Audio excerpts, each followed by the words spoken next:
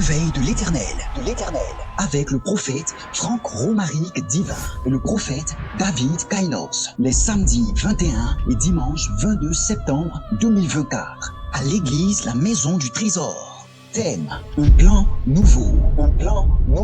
Ce sera un temps exceptionnel de prière et de démonstration de l'Éternel. Ne manquez pas ce rendez-vous divin. Shalom. Alors, écrivez le thème de ce soir en direct, en commentaire, apprendre du ministère de Jésus. Écrivez ce thème, apprendre du ministère de Jésus. Change s'il te plaît le son.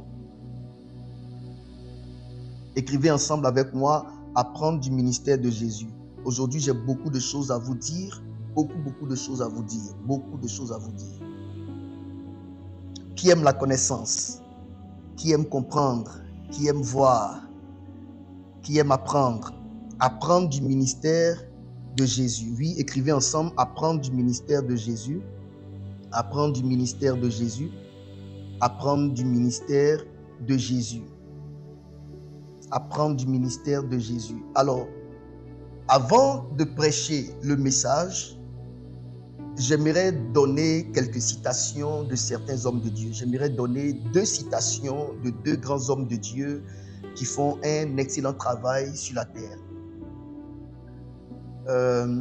La sagesse et la reconnaissance nous amènent à dire des choses provenant des autres et à les reconnaître comme étant les auteurs, les acteurs.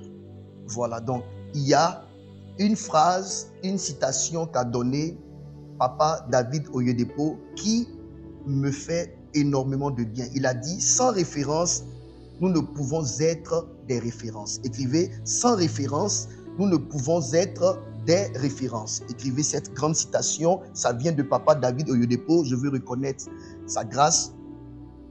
Yes, voilà. Sans référence, nous ne pouvons être des références. Allons-y ensemble, peuple de Dieu, chers enfants de Dieu, allons-y ensemble avec. Sans référence, nous ne pouvons être des références. Écrivez cela. Sans référence, nous ne pouvons être des références. Écrivez. Oui, voilà. Sans référence, nous ne pouvons être des références. Ça vient de Papa David Oyedepo, le père des églises Winner-Chapelle. Sans référence, nous ne pouvons être des références. Très bien. On va encore écrire une deuxième citation. Celui qui brûle les étapes sera brûlé par étapes. Cette citation vient de mon père spirituel, le prophète Joël Francis Tatou. Celui qui brûle les étapes sera brûlé par étapes. Celui qui brûle les étapes sera brûlé par étapes. Celui qui brûle les étapes sera brûlé par étapes. Celui qui brûle les étapes sera brûlé par étapes. Très bien. Celui qui brûle les étapes sera brûlé par étapes. Ça, cette citation vient de mon père spirituel, le prophète Joël Francis Tatou. La première citation vient de Papa David Oyedepo. La deuxième citation vient de Papa Joël Francis Tatou. 2 grands hommes de Dieu qui m'inspirent beaucoup. Et donc, j'ai voulu, dans ce thème-là, apprendre du ministère de Jésus, donner les 2 citations pour vous amener déjà à comprendre beaucoup de choses. Alors, si vous êtes prêts à écouter le message, j'aimerais vous donner la pensée de Dieu ce soir. Les temps dans lesquels nous sommes, pour tous ceux qui réfléchissent comme Salomon, qui s'asseyent et qui prennent le temps d'étudier le climat, d'étudier le temps, d'étudier les saisons, d'étudier les bouleversements dans le monde entier, d'étudier l'économie mondiale, d'étudier la politique mondiale et d'étudier les derniers événements de ces derniers temps. Une partie de l'Afrique qui a été, où les présidents ont été renversés par les chefs militaires. Ils ont créé l'AES. On voit la Russie se détacher pour leur prêter main forte. On voit l'OTAN se lever contre la Russie. On parle de la guerre entre l'Ukraine et la Russie. On parle de la France qui est en guerre contre la Russie.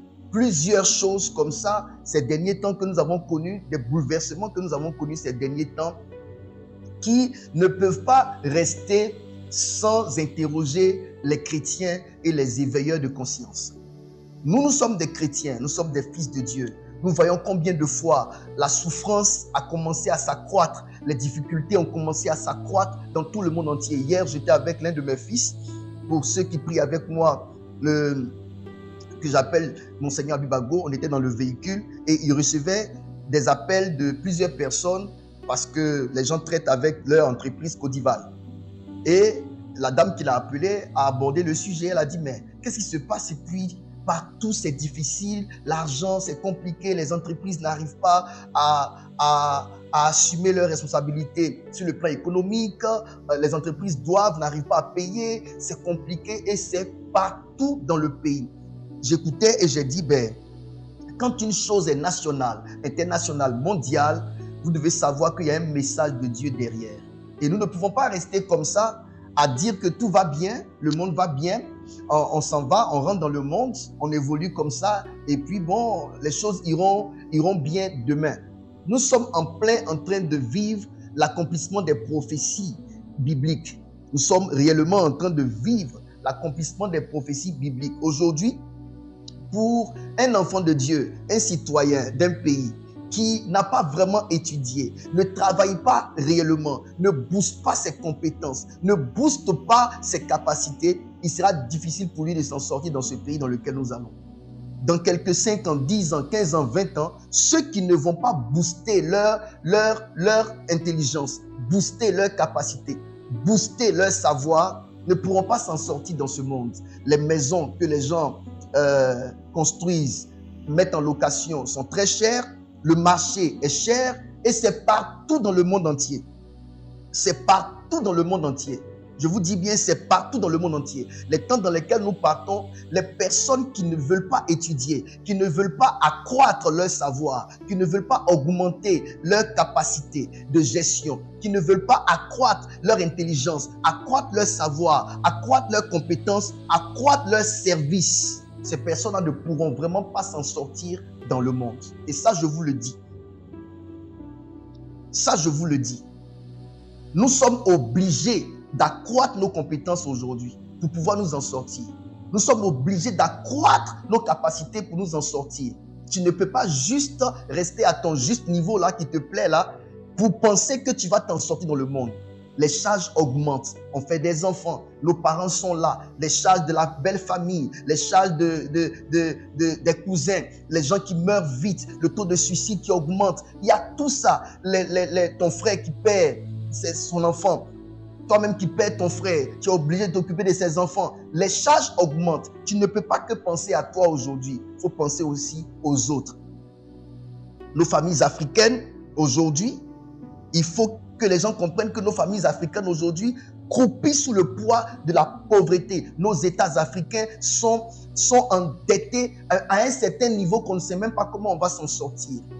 Vraiment, si nous ne réfléchissons pas, et si nous ne cherchons pas à accroître nos compétences, nous ne cherchons pas à nous asseoir pour évaluer notre niveau, pour faire un bilan net de là où nous sommes, pour accroître nos compétences, nous ne pourrions pas nous en sortir.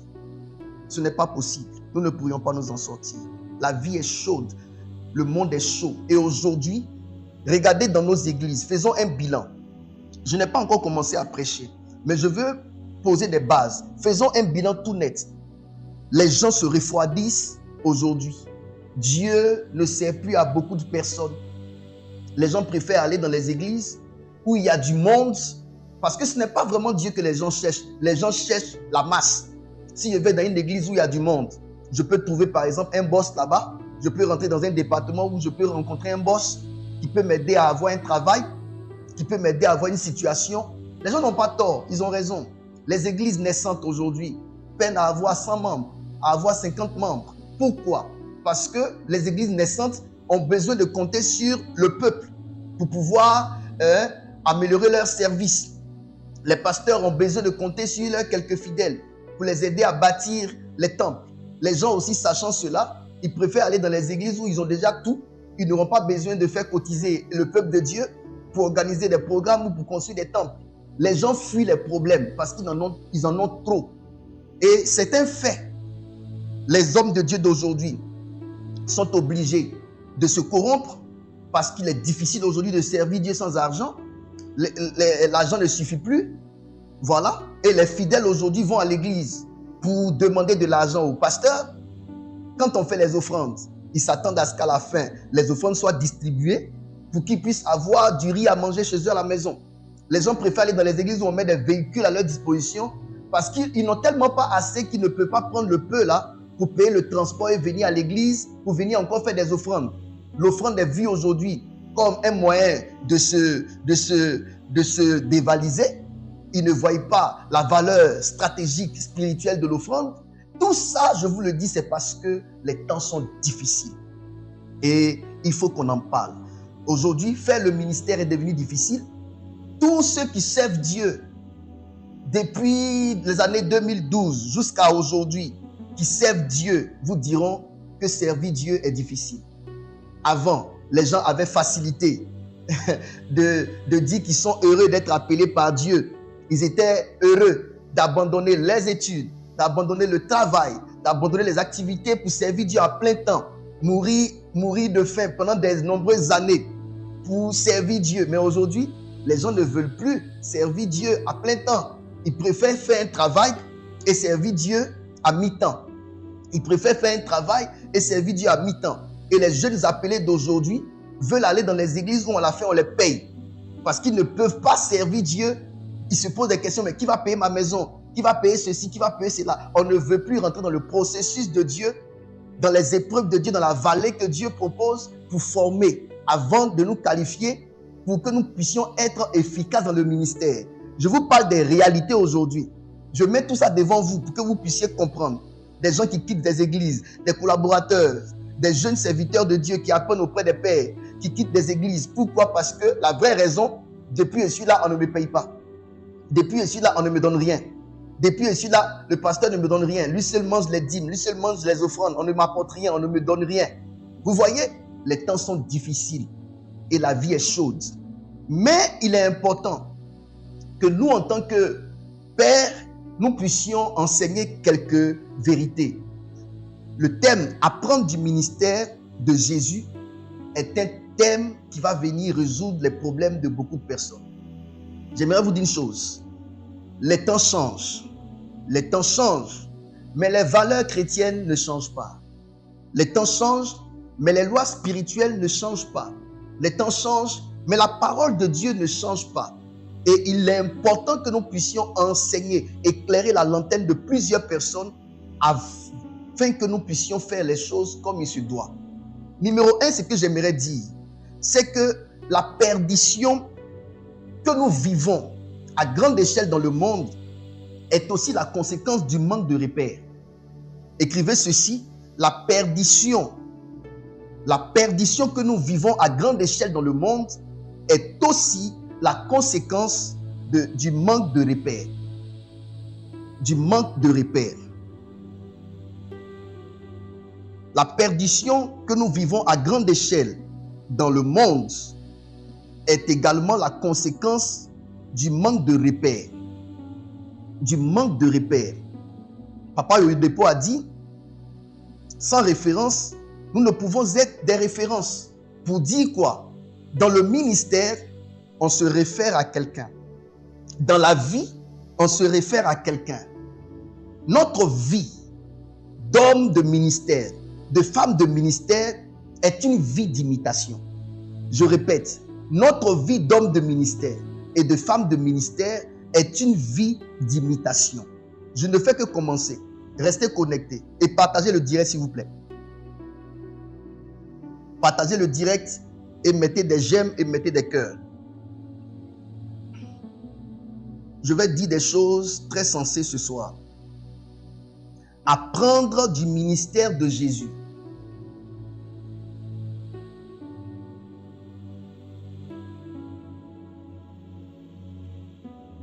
On peut tout maîtriser si on apprend. Ça, c'est une vérité que je veux que vous notiez. On peut tout maîtriser si on apprend. On peut tout maîtriser si on apprend. On peut tout maîtriser si on apprend. On peut tout maîtriser si on apprend. On peut tout maîtriser si on apprend.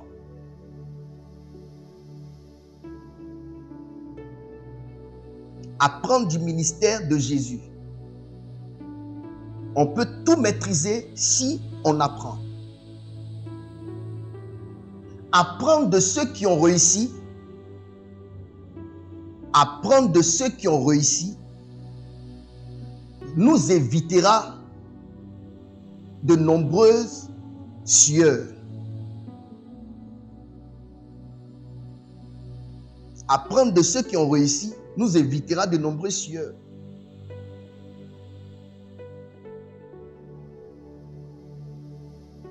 On peut tout maîtriser si on apprend.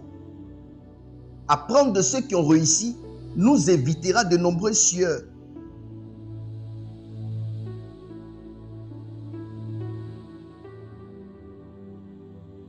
Est-ce qu'on me comprend?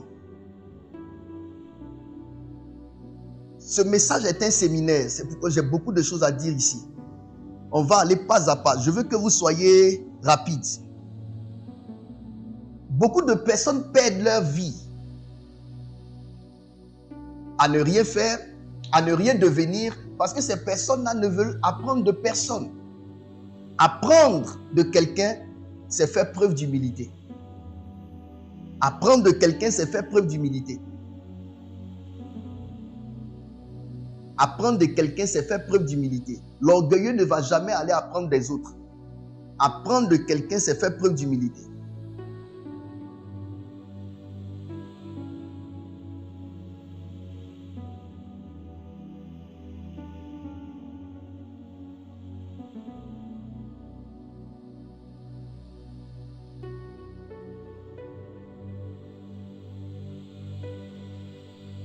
Apprendre d'une personne, c'est faire preuve d'humilité. Un orgueilleux ne va jamais aller apprendre des autres parce qu'il ne voit personne comme étant au-dessus de lui. Alors que la Bible dit que l'humilité vous fasse voir les autres comme étant au-dessus de vous. Il faut beaucoup d'humilité pour apprendre des autres.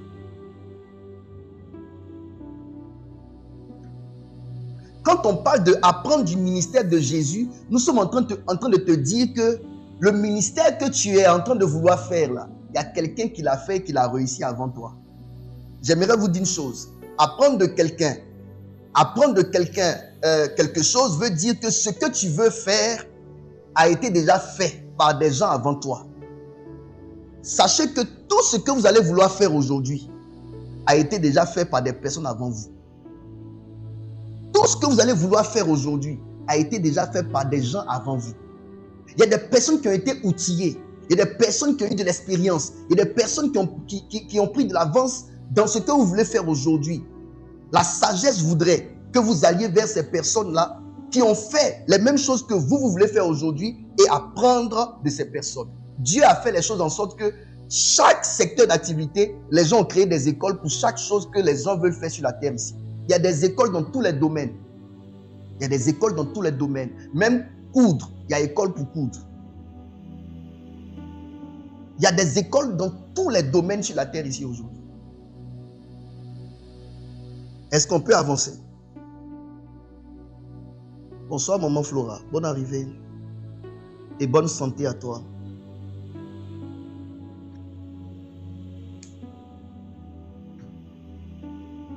Apprendre du ministère de Jésus. Nous parlons ici du ministère. Et vous devez savoir que dans la parole de Dieu, il n'y a pas un modèle plus parfait que Jésus lui-même. Dans la parole de Dieu, il n'y a pas un modèle plus parfait que Jésus lui-même en matière de ministère. Jésus était un homme de ministère et il a été un ministre parfait sur la terre ici. Il a bien rempli sa mission. C'est pour cela qu'aujourd'hui, Je veux parler à nous tous ici qui voulons faire le ministère, à nous tous ici qui avons quelque chose à faire, de nous inspirer de quelqu'un. Et la personne adéquate s'appelle Jésus. Quand j'ai pris le temps de feuilleter la parole de Dieu, la Bible dit, un jour Jésus s'est levé et il a pris de l'eau et il commença à laver les pieds de ses disciples. Quand il finit de laver les pieds de ses disciples, il dit une phrase, ce que je suis en train de vous faire là, je le fais pour que vous puissiez en faire de même pour les autres. Ça veut dire quoi? Jésus veut qu'on le copie. Jésus veut qu'on l'imite en toutes choses. La Bible dit tel il est, tel nous sommes. J'ai prêché une fois, j'ai dit, la marche chrétienne n'est pas compliquée. C'est d'accepter, numéro 1, Jésus-Christ comme étant Seigneur et Sauveur personnel, de le connaître et de l'imiter. Tranquille. La vie avec Dieu est une vie d'imitation. C'est pourquoi l'apôtre Paul dit en 1 Corinthiens 11, verset 1. 1 Corinthiens chapitre 11, verset 1. Soyez mes imitateurs comme je le suis moi-même de Christ. Quand il dit comme je le suis de Christ, ça veut dire que le modèle parfait, c'est Jésus-Christ. Le modèle parfait, c'est Jésus-Christ. Nous n'avons pas à créer une nouvelle vie. Nous n'avons pas à faire de nouvelles choses. Nous n'avons juste qu'à copier le modèle parfait en toutes choses, qui est Christ Jésus. Il y a beaucoup de cacophonie, il y a beaucoup de désordre dans le ministère aujourd'hui sur le plan général parce que les gens ne se réfèrent pas au bon modèle. Les gens n'ont pas de bon modèle comme étant, ils ne se réfèrent pas plutôt au bon modèle. Et c'est un problème aujourd'hui. Tu vas entendre, surtout dans le ministère du prophète, tu vas entendre que tel prophète allait donner telle révélation ici, a détruit une famille. Tel prophète a détruit la vie de quelqu'un là-bas par ses prophéties. Donc les prophéties ne sont pas, c'est pas mauvais en soi. Mais je dis, même si la chose n'est pas mauvaise et que c'est entre les mains de personnes immatures, ça aura le goût de quelque chose de mauvais. Et donc aujourd'hui, parlant de ministère, il n'y a pas un modèle plus parfait que Jésus lui-même. 1 Corinthiens chapitre 11, verset 1. 1 Corinthiens chapitre 11, verset 1. Tout ce que nous devons faire en sorte de ressembler à Jésus-Christ. Nous avons été créés à son image, selon sa ressemblance. Tout en nous doit lui ressembler. Le modèle parfait, c'est Jésus-Christ. 1 Corinthiens chapitre 11, verset 1. Il est écrit ici, « Soyez mes imitateurs, comme je le suis moi-même de Christ. » Ici, l'apôtre Paul est en train de parler à ses enfants spirituels au Corinthe, à l'église de Corinthe. Il parle à l'église de Corinthe. Jésus est mort, il est ressuscité, il est allé s'asseoir à la droite du Père. Il a envoyé les disciples, il en a fait des apôtres. Il les a envoyés dans le monde prêcher l'évangile. Il les a envoyés comme étant des pères. Vous voyez, comme étant des pères. Et l'apôtre Paul a prêché l'évangile aux Corinthiens. Il a prêché l'évangile aux Corinthiens. Il en a gagné plusieurs à Jésus-Christ. Il a construit l'église, bâti l'église là. Il a commencé à former ces personnes. Et il est allé leur dire, ne cherchez pas à faire comme vous voulez. Ne cherchez pas à faire comme bon vous semble. Ne cherchez pas à ministrer comme bon vous semble. Soyez, moi, votre Père spirituel, soyez mes imitateurs, comme moi-même je le suis de Christ. Ça veut dire, moi-même, Paul, j'imite quelqu'un. Et vous devez imiter moi-même, qui suis devant vous comme étant un modèle, simplement. C'est pourquoi je dis, la marche avec Dieu, c'est une question d'imitation.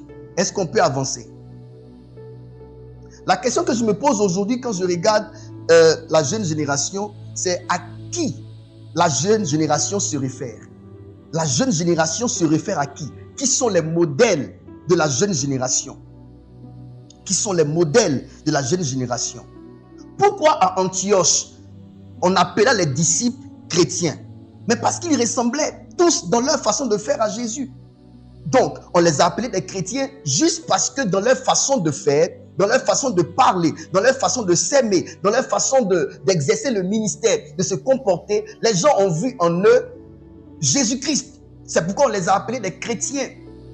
Parce qu'en les voyant, on voyait Christ. Lorsque vous imitez une personne, vous laissez transparaître la personne sur vous. Est-ce que quelqu'un me comprend? Lorsque vous imitez une personne, vous laissez transparaître la personne sur vous. Quand on vous regarde, vous ressemblez à la personne. Vous ressemblez à la personne. Je vous dis la vérité, quelqu'un qui imite une autre personne, on va remarquer la personne qu'elle imite là, dans sa façon de faire, dans sa façon d'agir. Si Jésus est le modèle parfait dans le ministère, alors nous n'avons pas à imiter un autre modèle à part Jésus.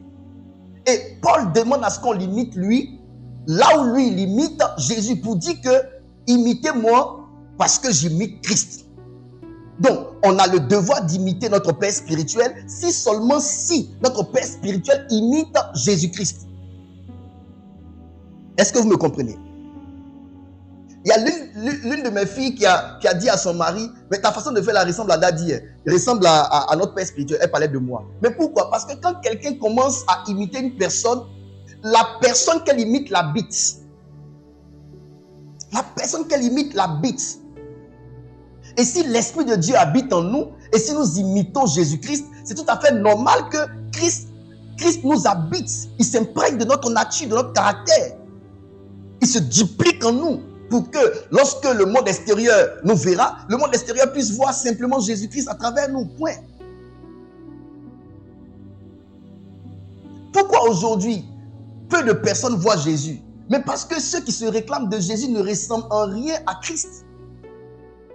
Parce qu'ils ne l'imitent pas. On n'imite pas son Père spirituel là où il n'imite pas Jésus-Christ. Non. On imite Paul là où Paul imite Christ. Pour dire que la seule personne à imiter, c'est Jésus-Christ. Et Jésus-Christ dans le oint. Donc, si vous voyez Jésus-Christ en moi, imitez-moi. Si vous ne voyez pas Jésus-Christ en moi, ne m'imitez pas. Parce que la personne à imiter s'appelle Jésus-Christ. Allons-y encore. Actes chapitre 4, verset 13. Vous allez voir que dans la façon de parler de Pierre et Jean, les gens savaient qu'ils étaient de Jésus. J'ai beaucoup à vous dire aujourd'hui. Apprendre du ministère de Jésus. Je parle actuellement de l'imitation. Il faut imiter Jésus-Christ. Daniel? Acte 4, 13. Ok. Lorsqu'il vit l'assurance de Pierre et de Jean, il fut étonné, sachant que c'étaient des hommes du peuple, sans instruction, et il les reconnaissait pour avoir été avec Jésus. Comment ces hommes-là, autour de Pierre et Jean, ont pu reconnaître que Pierre et Jean viennent de Jésus? C'est juste parce qu'ils prêchaient, ils parlaient avec assurance. Les gens savaient qu'il n'y avait qu'une seule personne de leur ère qui parlait ainsi. C'est Jésus qui parlait comme ayant autorité sur tout. Et les gens même disaient que Jésus-Christ n'enseignait pas comme les scribes. Mais il enseignait comme ayant autorité. Il dégageait une assurance. Et parce que Pierre et Jean viennent de lui, ils ont regardé leur façon de parler, d'agir. Ils ont vu en eux de l'assurance et ils ont dit, la façon dont ceux-là, ils ont de l'assurance. En temps, c'est des personnes qui n'ont pas d'instruction, c'est des pécheurs. Mais comment ils peuvent dégager une telle assurance dans leur façon d'enseigner, de ministrer? Non, ils ne peuvent que venir de Jésus. Je vous dis, on n'aura pas besoin de dire aux gens qu'on vient de Christ, que les gens sauront. Que les gens sauront à travers les manières de Christ que nous incarnons. À travers les manières de Christ que nous révélons. Le monde d'aujourd'hui sait comment les chrétiens se comportent. Comment ceux qui viennent de Christ se comportent. Ils savent. Les gens dans le monde savent comment un homme de Dieu vrai qui vient de Jésus se comporte. Ils savent. Le monde dans lequel on est, je vous dis, le monde connaît Jésus plus que l'Église. Ces personnes-là ne servaient pas Christ. Mais comment ils ont reconnu que ces personnes-là venaient de Jésus? Ils connaissaient Jésus. Ils connaissaient les manières de Jésus. Attends, si tu ne connais pas Jésus, comment tu vas dire que deux personnes qui sont en train de parler avec assurance viennent de Jésus? C'est parce qu'ils connaissent Jésus. J'aimerais vous dire une chose. Le monde que vous voyez là connaît Jésus.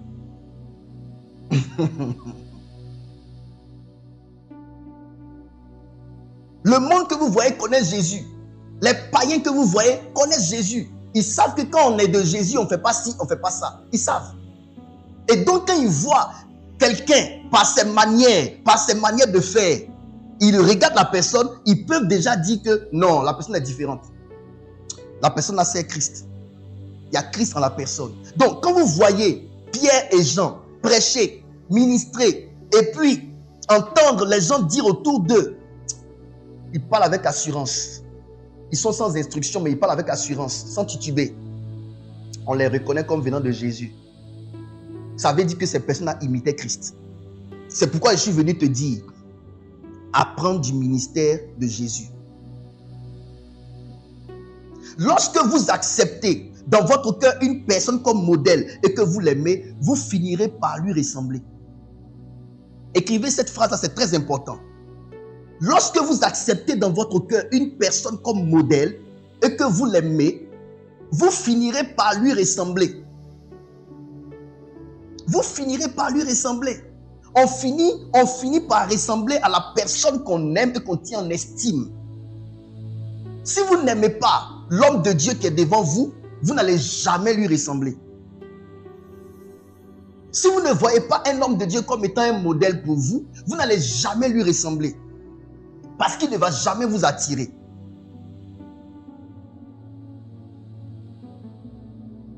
C'est celui qui t'attire, qui te tire. Est-ce que vous me comprenez? Lorsque vous acceptez dans votre cœur, je vous dis bien dans votre cœur, une personne comme modèle et que vous l'aimez, vous finirez par lui ressembler, par avoir ses manières, par utiliser même ses mots, ses phrases, son français, son parler, ses tics, son comportement. Vous allez commencer à avoir ça en vous, sans que vous le sachiez. Vous allez commencer à avoir ces manières en vous. Et qu'est-ce qui fait que les manières de la personne commencent à influencer vos manières? Ça s'appelle l'amour et l'admiration. Quand vous admirez quelqu'un, disons, vous tombez fan de quelqu'un, vous êtes fan de quelqu'un, oh, la personne vous habite. Paul dit, soyez mes imitateurs, comme je le suis de Christ. Quand il dit, soyez mes imitateurs comme je le suis de Christ, c'est parce qu'il se retrouve face à des chrétiens qui font comme ils veulent, qui font comme bon leur semble. Dans le ministère, on ne fait pas comme on veut. Dans l'œuvre de Dieu, on ne fait pas comme on veut. Il y a notre Dieu qui nous a envoyé son Fils unique, qui est Jésus-Christ, qui est le modèle parfait. C'est à lui qu'on doit ressembler. C'est dans sa direction que nous devons regarder. Tout ce que nous devons faire, ça doit être dans sa direction. Maintenant, j'aimerais vous dire, vous pouvez être disciple d'un homme de Dieu sans ressembler à cet homme de Dieu. Pourquoi? Parce que vous ne l'aimez pas. Vous ne l'appréciez pas, vous ne le voyez pas en modèle. Est-ce qu'on peut avancer? Judas faisait partie des 12 disciples de Jésus. Mais Judas ne ressemblait pas à Jésus. Parce qu'il passait tout son temps à critiquer Jésus. Vous ne pouvez pas ressembler à Paul, qui vous a dit imitez-moi, comme moi-même j'imite Jésus-Christ. Vous ne pouvez pas ressembler à Paul si vous n'aimez pas Paul. Bien qu'étant dans l'école de Paul. Si on partait à l'école, il y a des professeurs qu'on n'aimait pas, dont on n'aimait pas leur matière. Quand tu n'aimes pas quelqu'un, tu n'aimes pas ce qu'il enseigne. Quand tu n'aimes pas une personne, tu n'aimes pas sa matière.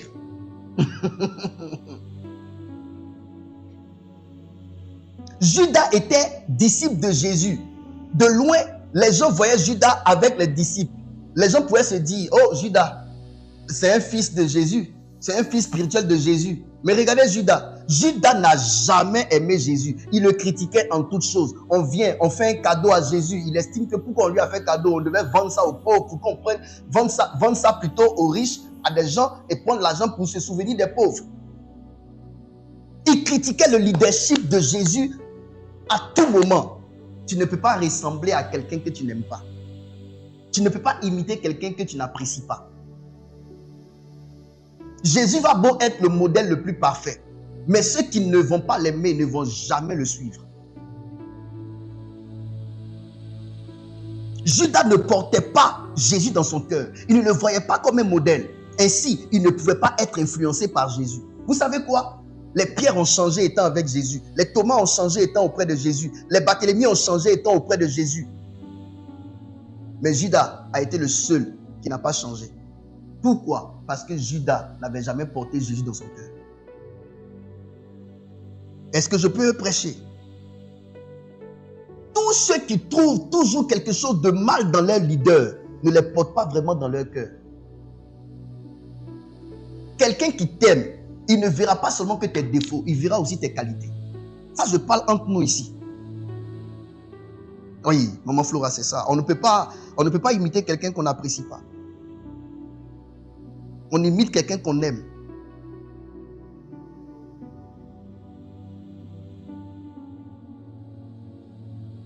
Est-ce qu'on peut avancer?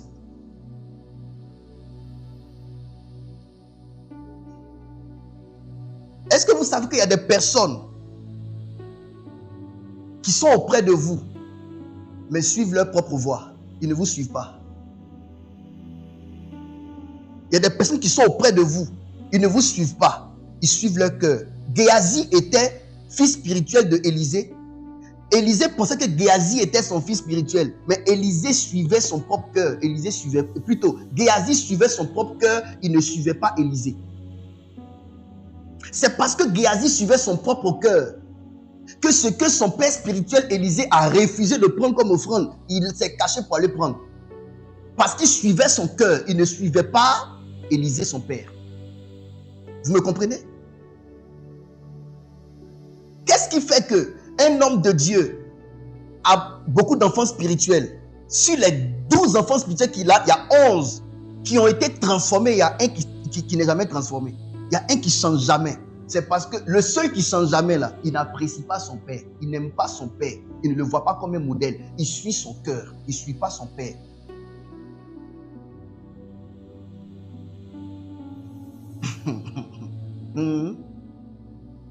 L'amour, ce n'est pas sur les dents. L'amour, c'est dans le cœur.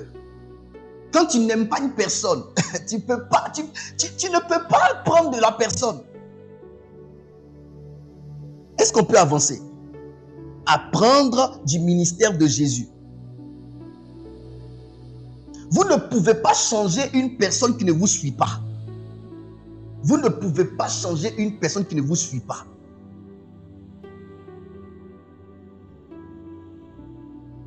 Vous ne pouvez pas changer une personne qui ne vous suit pas.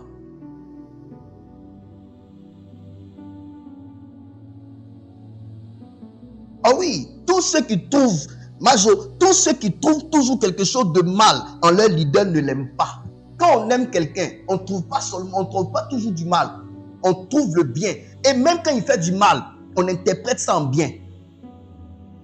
Parce qu'on se sert des erreurs de nos pères pour mieux faire.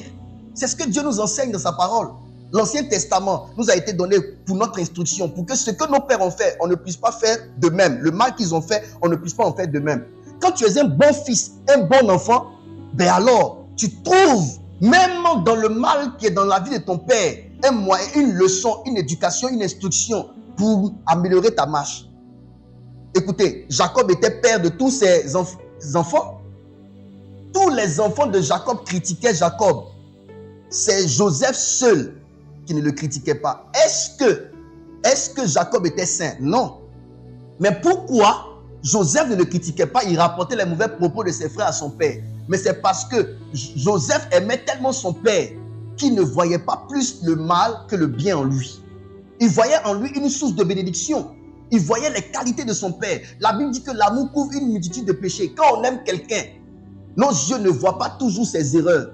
Nos yeux ne voient pas toujours ses défauts. On voit plutôt ses qualités. Est-ce que je peux avancer? Et même quand on voit ses défauts, on les couvre. On fait tout pour changer, pour l'aider. Apprendre du ministère de Jésus. Est-ce qu'on peut avancer? J'ai trouvé dans la parole de Dieu deux clés. Deux clés qui peuvent nous emmener à être à l'image de notre leader qui est Jésus-Christ. Écoutez-moi bien, Jésus-Christ, ce n'est pas tout le monde qui l'aime. Ce n'est pas tout le monde qui l'aime. J'ai trouvé deux clés, l'amour et l'humilité. L'amour et l'humilité sont deux clés pour être transformés en la même image que son modèle.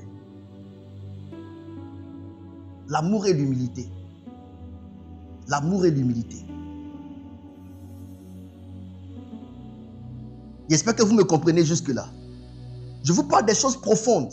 Aujourd'hui, j'aimerais vous dire pourquoi aujourd'hui dans le ministère, vous voyez des hommes de Dieu, ils sont soignés. Vous voyez d'autres, ils sont bizarres. Il y a des hommes de Dieu c'est-à-dire qu'ils donnent même l'envie de vomir. Il y a des hommes de Dieu, quand vous les voyez, ils sont orgueilleux, ils sont mystificateurs, ils sont manipulateurs, ils sont méchants, ils sont bizarres. Mais ça dépend de leur modèle. Ça dépend de leur modèle. Il y a des personnes qui n'ont de modèle que eux-mêmes. Lui, dans sa tête, là, tout ce qu'il fait est bon, tout ce qu'il fait est juste. Il n'a pas à apprendre chez quelqu'un, il n'a pas à apprendre de quelqu'un. Aujourd'hui, je vais dire beaucoup de choses. Jean chapitre 5, verset 19. Je vous montre quelque chose que Jésus nous a révélé ici. Même Jésus avait son référent.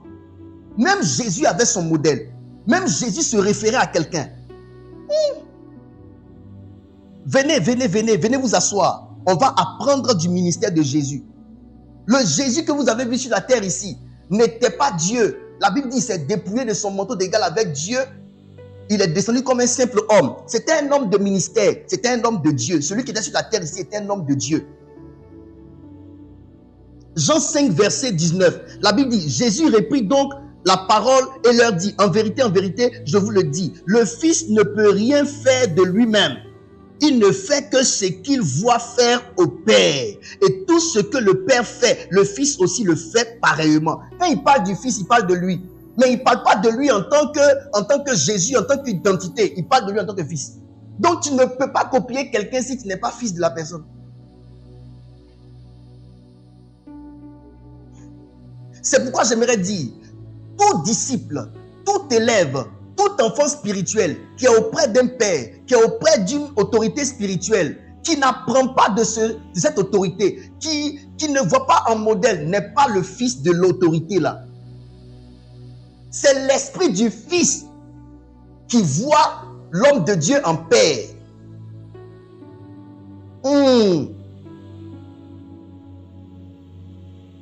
Les hommes de Dieu appellent souvent tout le monde fils, mon fils, mon fils, mon fils, mon fils. Mais est-ce que ton fils te voit comme un père? Nous, les hommes de Dieu, on appelle tout le monde mon fils, mon fils. Mais est-ce que ton fils là te voit comme un père? Je vous dis, l'esprit de fils là, ce n'est pas une question de sexe. C'est une question de déclinaison de cœur. C'est le cœur. C'est dans le cœur qu'on voit le fils. C'est pas parce que je suis garçon que je suis forcément fils.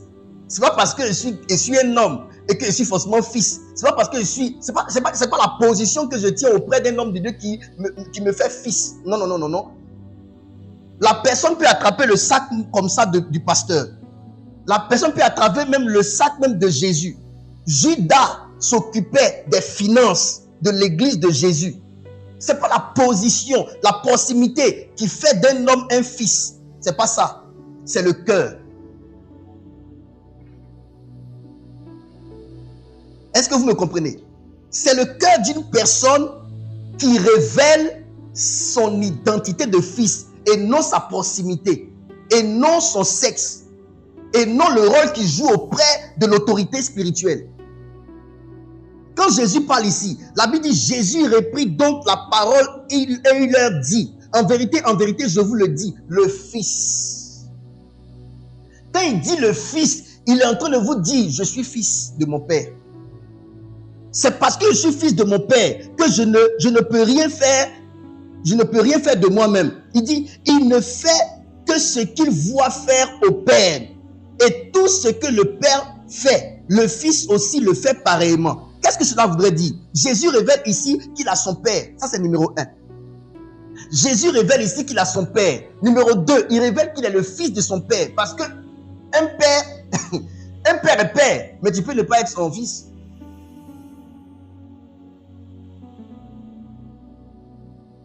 Un père est père, mais tu peux ne pas être son fils. Moi, je suis Franck Romaric. Je suis fils de Joël Francis Tatou. Je l'appelle papa. Mais j'appelle aussi le révérend Patrick Yo papa. J'appelle aussi l'archevêque Oya papa. J'appelle tous les hommes de Dieu papa. Oyedepo, il appelle papa. Je les appelle papa par respect. Mais mon père là, celui qui est mon père là, c'est GFT.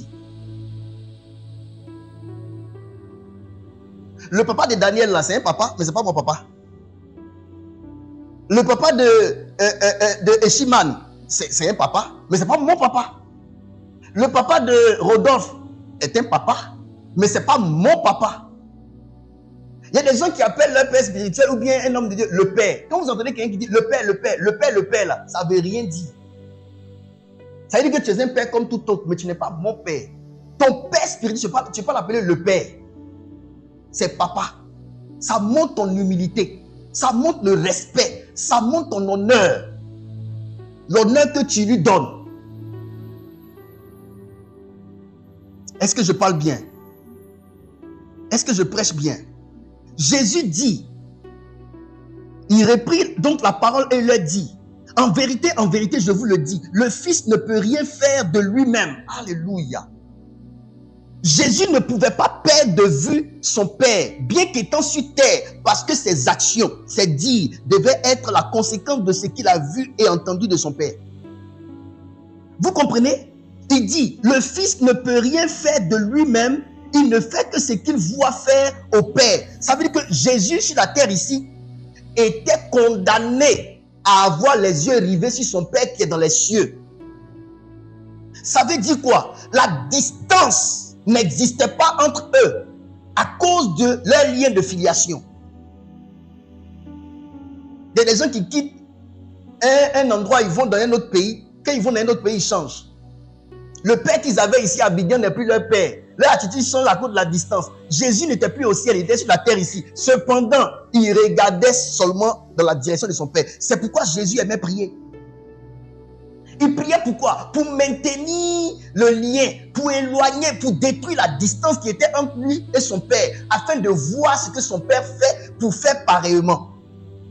Le Père de Jésus était le modèle de Jésus. Donc même Jésus dans son ministère a réussi parce qu'il avait un référent.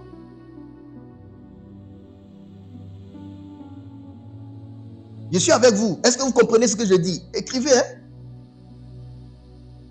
Est-ce que vous comprenez ce que je dis? Vous vous imaginez, Jésus est appelé au ministère, mais il attend son Père avant de prendre des décisions. Jésus est appelé au ministère, il a des dons spirituels, il a l'onction, les malades sont là, les aveugles sont là, mais il ne va dans aucune direction tant qu'il n'a pas vu son Père bouger. Condamné et lié à son Père, tant que papa ne m'a pas dit je ne fais rien.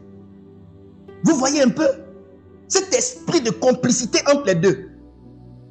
Il n'y a que l'amour qui peut rendre les gens complices. Je répète, il n'y a que... Non, le pouvoir de l'amour. Il n'y a que l'amour qui peut rendre deux personnes complices.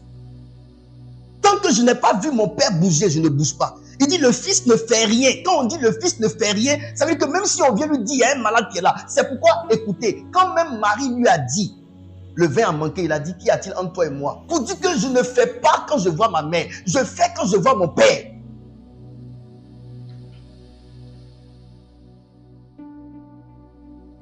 L'amour que vous voyez là, c'est ça qui peut faire que quelqu'un peut attendre l'autre sous jusqu'à ce que... Non, Jésus, cet enseignement-là, apprendre du ministère de Jésus. Même Jésus avait son référent. Même Jésus avait son modèle. Même Jésus avait son Père comme modèle. Et il était lié à son Père. Il se fiait à tout ce que son Père faisait. Il ne faisait rien sans son Père. Il n'avait pas un esprit indépendant. Quel fils es-tu? Tu fais des choses sans que ton Père le sache. Quel fils es-tu?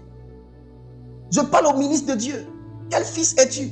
Les grandes décisions de ta vie, on ne t'a pas dit que quand tu dois manger, tu dois aller dire à ton Père. Mais les grandes décisions de ta vie, où tu peux perdre gros, ou gagner même gros, tu ne dis pas à ton Père. Il n'est pas informé. Jésus dit, je ne fais rien sans dire à mon Père.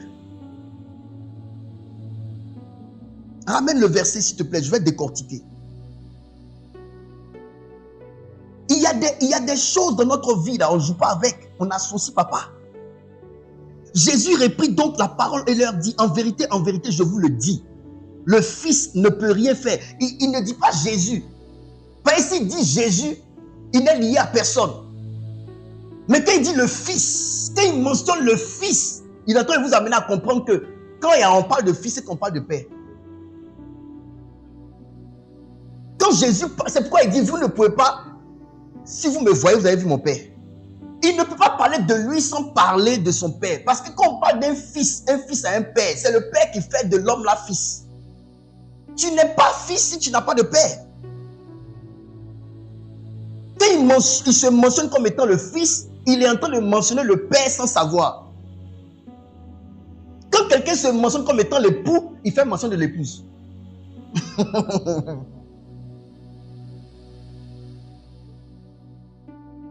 Je vous le dis, le Fils ne peut rien faire de lui-même.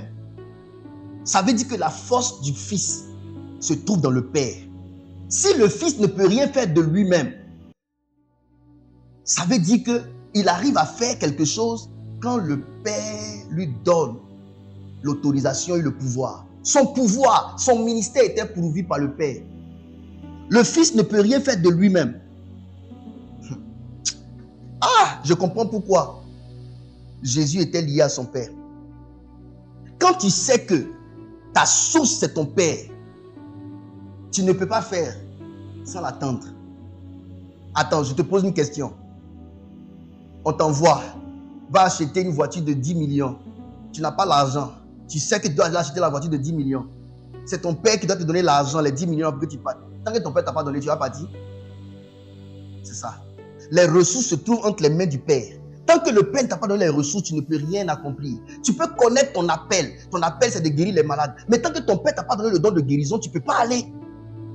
Parce que c'est ton Père qui te donne les éléments, les moyens pour accomplir ta mission. Beaucoup de personnes connaissent leur mission, mais on ne vous a pas encore donné la permission. La permission, là, dans permission, il y a père et mission.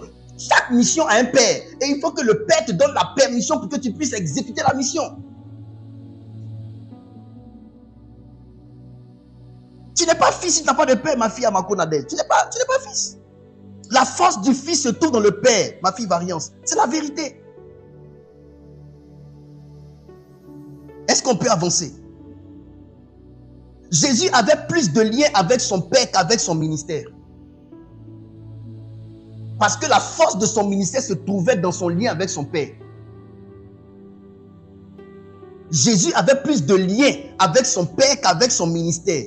La force du ministère de Jésus n'était pas son ministère. La force du ministère de Jésus n'était pas les dons spirituels. La force du ministère de Jésus était dans la qualité de sa relation avec son Père. Il y a beaucoup d'hommes de Dieu qui n'ont que de relations avec les dons spirituels, mais n'ont pas de relation avec le Père qui leur a donné le don. Quand la Bible dit, à la fin il dira, je ne vous ai jamais connu. Et puis ils vont dire, n'avons-nous pas prophétisé? N'avons-nous pas prophétisé là? C'est le don de prophétie. Vous n'avez de lien qu'avec le don. Le Père ne vous connaît pas? Si vous aviez un lien avec le Père qui vous a donné le don, il vous aura dit qu'ici ne prophétise pas comme ça. Là-bas ne prophétise pas de cette manière. Tais-toi, ne dis pas ça, dis ça, ne dis pas ça, dis ça. Maintenant la Bible dit, ceux qui sont fils de Dieu sont ceux qui sont conduits par le Saint-Esprit. Là où vous n'êtes pas conduit par l'Esprit, vous n'êtes pas fils. Je répète, là où vous n'êtes pas conduit par l'Esprit, vous n'êtes pas fils. Et si vous n'êtes pas fils, dans une entreprise que vous faites, quoi que venant de Dieu, Dieu ne vous reconnaît pas. Je ne sais pas si quelqu'un me comprend. On ne t'a pas demandé de faire quelque chose. On t'a demandé de faire quelque chose pour révéler ton identité de fils. La création attend avec un ardent désir la révélation des fils de Dieu et non des gens qui agissent. C'est la révélation des fils de Dieu et non des hommes.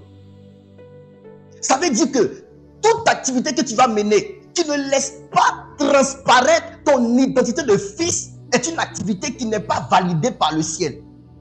C'est pourquoi les mystiques vont beau faire les dons, ils vont beau faire les bonnes œuvres, ils n'iront pas au ciel avec ça. Pourquoi? Parce qu'ils ne sont pas fils.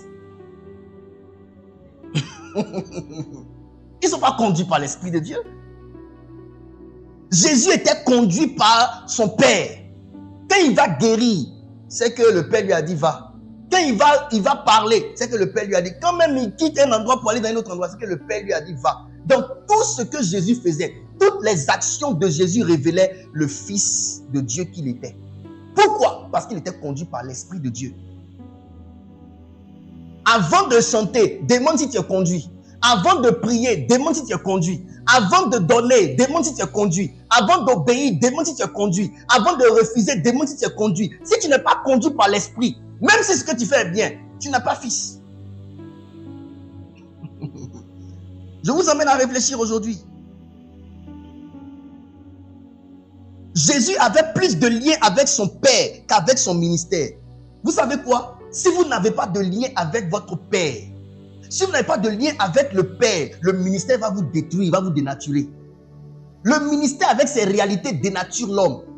Hier, je parlais avec une jeune servante de Dieu. Elle me disait, oh mon grand frère, le ministère va me tuer. Que je suis stressé. Je grelotte. Je suis stressé comme ça. J'ai goumé. Que goumé que j'ai avec les fidèles là. C'est plus grave que goumé que j'ai eu avec mon chéri dans le passé. Le ministère détruit. Ce qui nous donne de garder la tête froide, de demeurer zen dans le ministère difficile là, compliqué là, c'est notre lien avec le Père.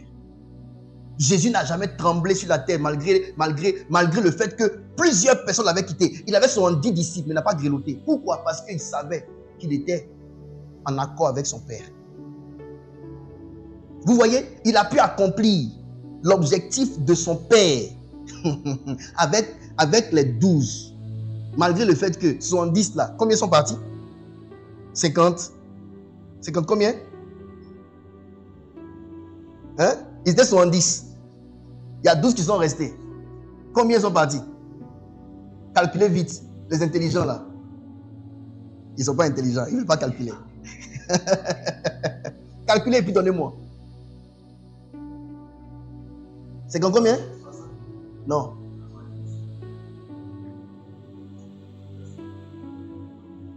Est-ce que vous me comprenez? La santé du ministère de Jésus était déterminée par la qualité de sa relation, de la relation qu'il avait avec son Père. 58, merci. Mes enfants ont trouvé ici 58. Vous voyez, 58 personnes l'ont quitté. Mais Jésus est resté tranquille. Il a pu accomplir la mission que son Père lui a donnée avec les 12. Et même dans les 12, là, il y a un qui a sauté. Pourquoi? Parce qu'il avait la force provenant de son lien avec son Père. Un ministère ne s'ébranle pas parce que tout le monde a quitté le ministère. Un ministère s'ébranle parce que le Père a quitté le Fils.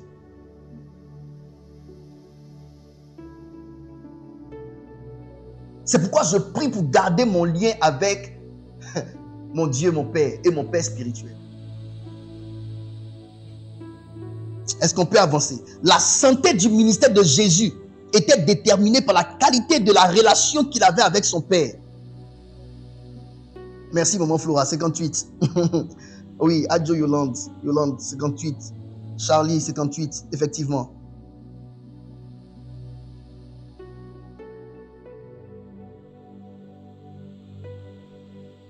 Est-ce que je peux parler? Dans la parole de Dieu, Jésus n'a jamais autant célébré son ministère comme il a célébré son Père. Jésus a passé tout son temps à célébrer son Père. Jésus n'a pas passé vraiment beaucoup de temps à célébrer son ministère. Dans la Bible, fouillez dans toute la Bible, Jésus a passé tout son temps à célébrer son Père. À célébrer son Père.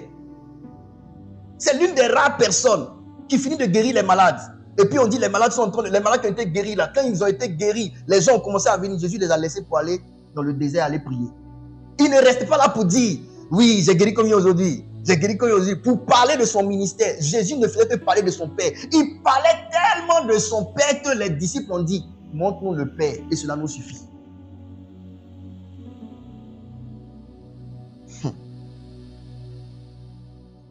Jésus parlait tellement de son Père. 1, 2, 3, mon Père, mon Père, mon Père, mon Père, mon Père, mon Père. Il était amoureux de son Père. Vous savez pourquoi souvent, vous avez du mal à parler de vos pères spirituels, vous ne les aimez pas.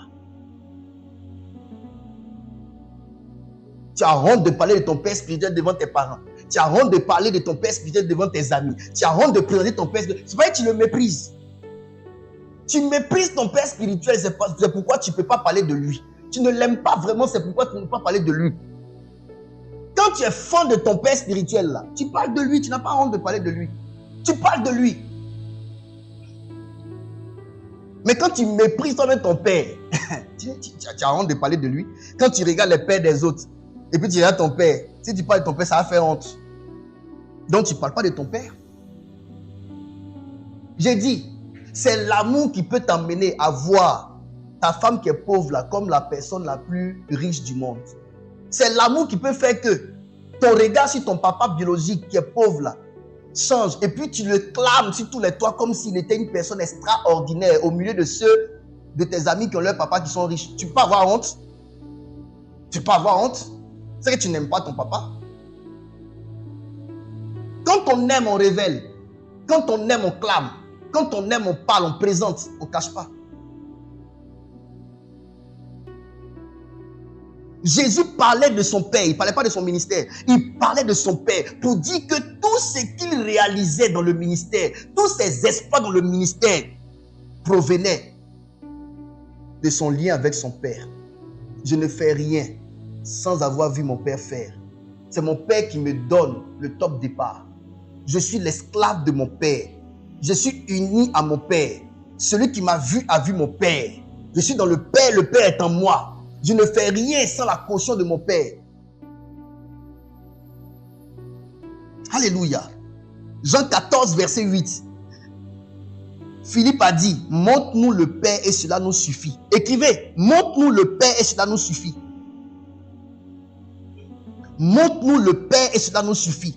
Pourquoi les gens ont du mal, même à évangéliser, à parler de Jésus? Mes amis, si vous avez honte de parler de Jésus, c'est parce que vous n'êtes pas assez convaincu de lui. Tu vas avoir honte de parler de Jésus à quelqu'un qui te drague. Pourquoi? Lui, tu as vu comment il te drague. Et puis toi, tu te vois comment pour avoir honte. Tu vois Jésus comment pour avoir honte de parler de Jésus à la personne.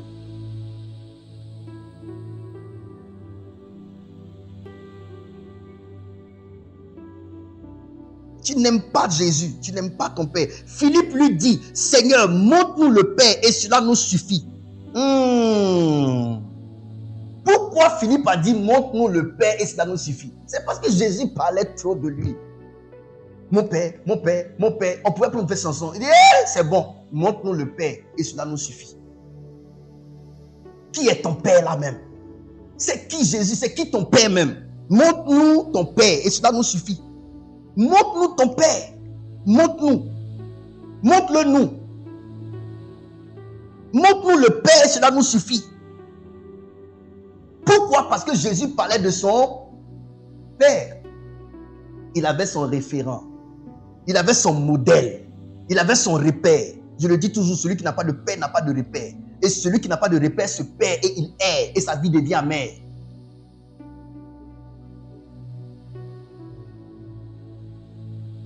Montre-nous le Père, cela nous suffit. Pourquoi? Parce que Jésus a tant parlé de lui. On n'aura pas envie de connaître ton Père si tu ne le présentes pas. On n'aura pas envie de connaître ton Père si tu ne parles pas bien de lui. Lorsque vous parlez mal de vos pères, là, les gens ne veulent pas les rencontrer. Vous semez la haine dans le cœur des gens quand vous présentez mal vos pères. C'est votre façon de présenter quelqu'un qui amène les gens à soit décider de le rencontrer ou bien de ne jamais le rencontrer. Comment tu présentes ton papa? Comment tu présentes ton Dieu? Comment tu présentes ton Père spirituel? Comment tu présentes ton église? Quel témoignage rends-tu de ton église? Quel témoignage rends-tu de ta femme, de ton mari? C'est ça qui va faire que soit on va l'aimer ou pas. Est-ce qu'on peut avancer? Mon Père, non, mon Père là, non, c'est quelqu'un de bien. Jésus, mon Père, tout ce que je fais, tout ce que je fais là, c'est ce que j'ai vu mon Père faire. Ah! Jésus marche sur l'eau et il dit, tout ce que je fais, c'est ce que voit mon Père faire. Ah! Il dit tout ça de son Père. Non, il guérit les malades. Wow! On est étonné. Donc tout ce que tu fais là, ça vient de ton Père. Si le Fils même fait ça, et le Père alors, il est dangereux. Il a créé en eux la démangeaison, la soif de découvrir son Père.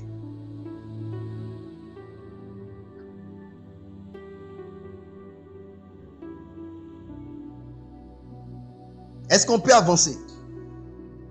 Dites-moi ici si c'est bon pour vous, si ça vous convient ce que j'enseigne. Est-ce que ça vous convient ce que j'enseigne aujourd'hui? Apprendre du ministère de Jésus. Jésus a révélé que sa force est son Père. Maintenant, j'aimerais vous dire une chose. Vous ne pouvez pas être un homme de ministère, une femme de ministère, si Dieu ne met pas devant vous un Père. L'apôtre Paul dit, soyez mes imitateurs. Jésus, il est déjà parti, vous ne le voyez pas. Mais moi, Je suis le Père spirituel établi sur vous. Soyez mes imitateurs, comme moi-même je le suis de Christ. Parce que le Christ, là, je le connais par révélation. Oui, et je le manifeste dans mes manières. Vous, celui qui est devant vous, j'aimerais vous dire une chose. On ne peut pas suivre quelqu'un qu'on ne voit pas. Qu'on le veuille ou pas. Qu'on le veuille ou pas. Cette histoire de Dieu là.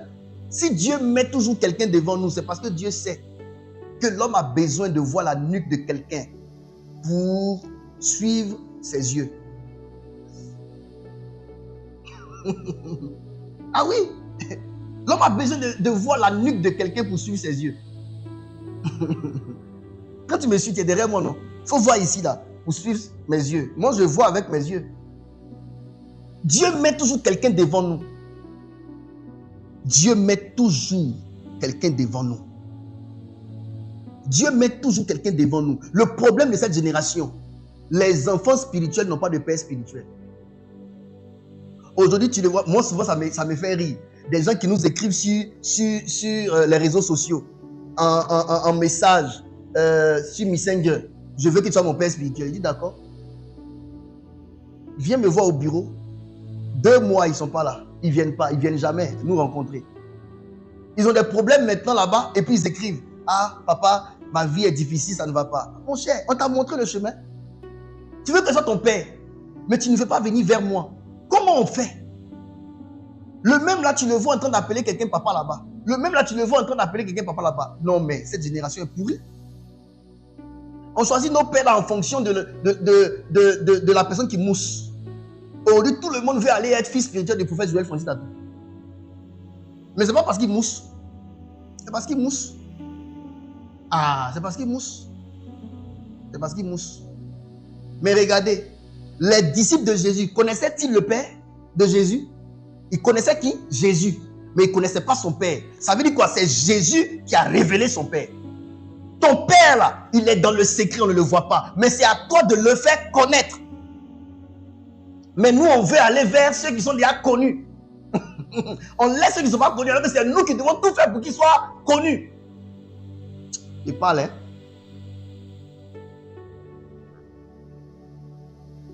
On veut les hommes de Dieu qui sont déjà connus. C'est toi qui dois faire connaître ton Père.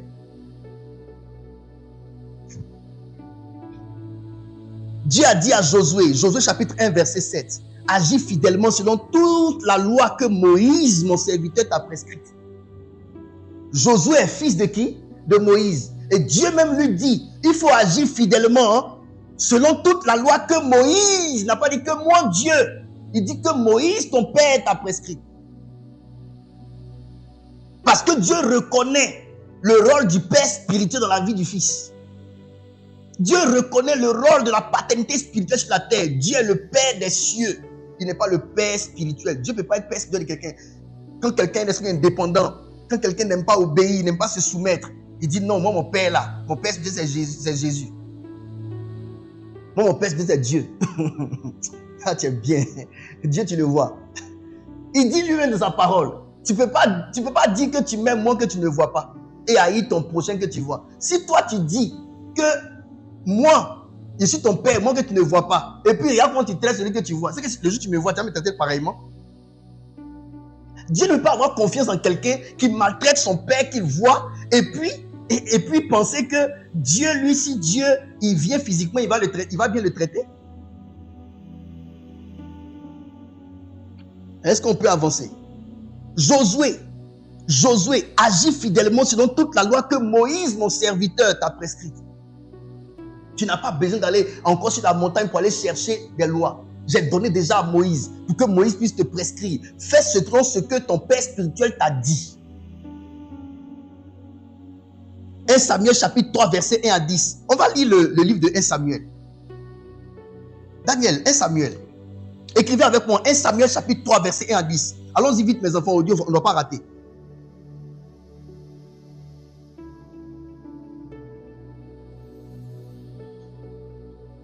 On ne doit pas rater. 1 Samuel, chapitre 3, 1 à 10. Écrivez 1 Samuel 3, 1 à 10. Moi-même, j'écris.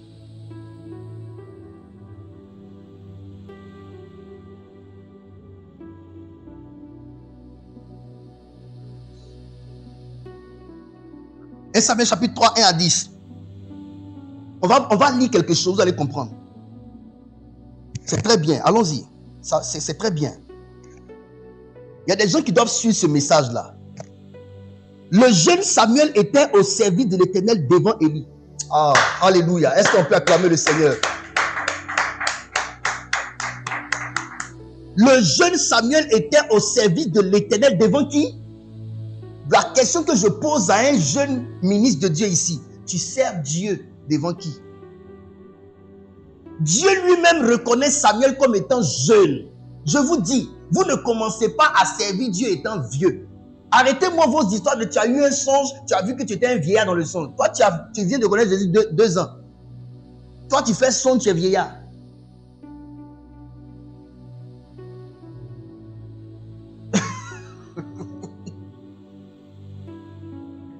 Toi, tu viens d'accepter Jésus. Ça fait même pas 3 ans. Tu fais rêve, tu t'es vu en rêve que tu es vieillard et tu te lèves, tu crois que tu es vieux vraiment. Samuel là, il est né des mains de Anne. Sa naissance a été provoquée par Dieu lui-même. Ça a été sous une alliance ou un contrat. Il naît, on le prend, on l'envoie dans le temple pour qu'il serve Dieu. Et la Bible dit, le jeune Samuel. Pourquoi on dit jeune Samuel? Parce qu'on ne commence pas vieux, on commence jeune. On ne commence jamais vieux, on commence jeune. Petit, si on te dit tu es un jeune, il faut reconnaître que tu es jeune.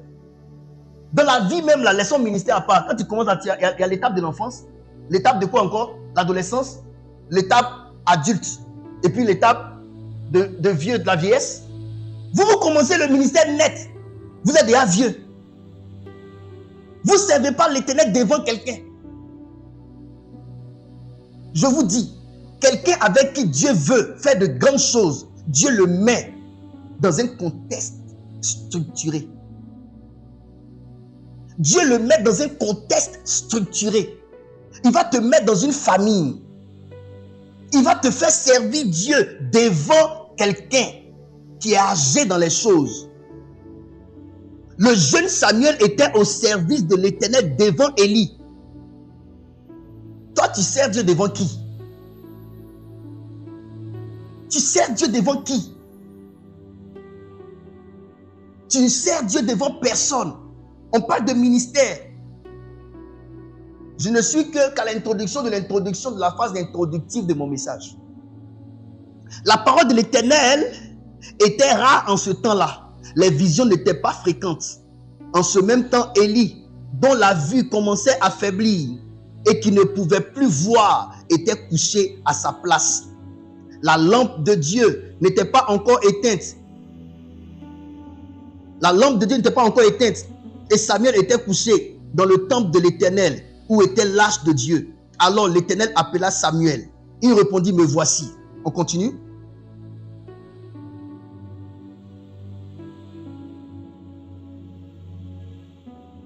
Et il courut vers Élie et dit, me voici, car tu m'as appelé. Élie répondit, je n'ai point appelé. Retourne te coucher. Et il alla se coucher. L'Éternel appela de nouveau Samuel. Et Samuel se leva, alla vers Élie et dit, me voici, car tu m'as appelé. Élie répondit, je n'ai point appelé mon fils. Retourne te coucher. Samuel ne connaissait pas encore l'Éternel et la parole de l'Éternel ne lui avait pas encore été révélée. Voilà. C'est pas Dieu qui a inspiré la parole de Dieu? N'est-ce pas l'Esprit de Dieu qui a inspiré la parole de Dieu? Le Seigneur inspire et dit, Samuel ne connaissait pas encore Dieu. Mais aujourd'hui, un enfant qui vient de rentrer dans l'église, il connaît déjà Dieu parce qu'il a lu la Bible.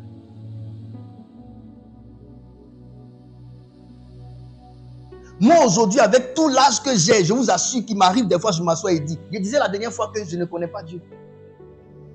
Job, avec tous les exploits qu'il a eu avec Dieu, à la fin il a dit, avant j'avais entendu parler de toi, mais maintenant mes yeux t'ont vu. Je pensais que je te connaissais, mais je ne te connaissais pas. Mais on a des enfants aujourd'hui qui connaissent Dieu. Ils connaissent Dieu plus que leur père spirituel. Ils connaissent Dieu plus que des hommes de Dieu. Ils connaissent Dieu plus que des gens qui ont fait des choses avec Dieu. Ils connaissent Dieu.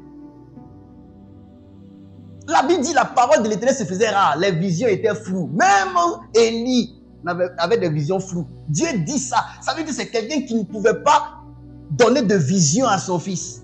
Il ne pouvait pas donner de révélation à son fils. Mais son expérience avec Dieu pouvait aider son fils.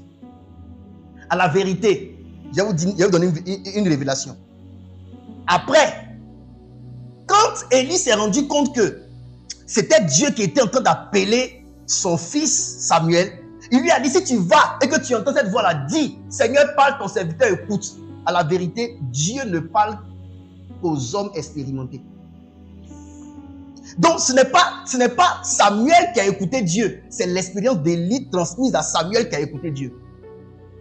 Je ne sais pas si vous comprenez. Parce que Samuel a dit, Père, tu m'as appelé.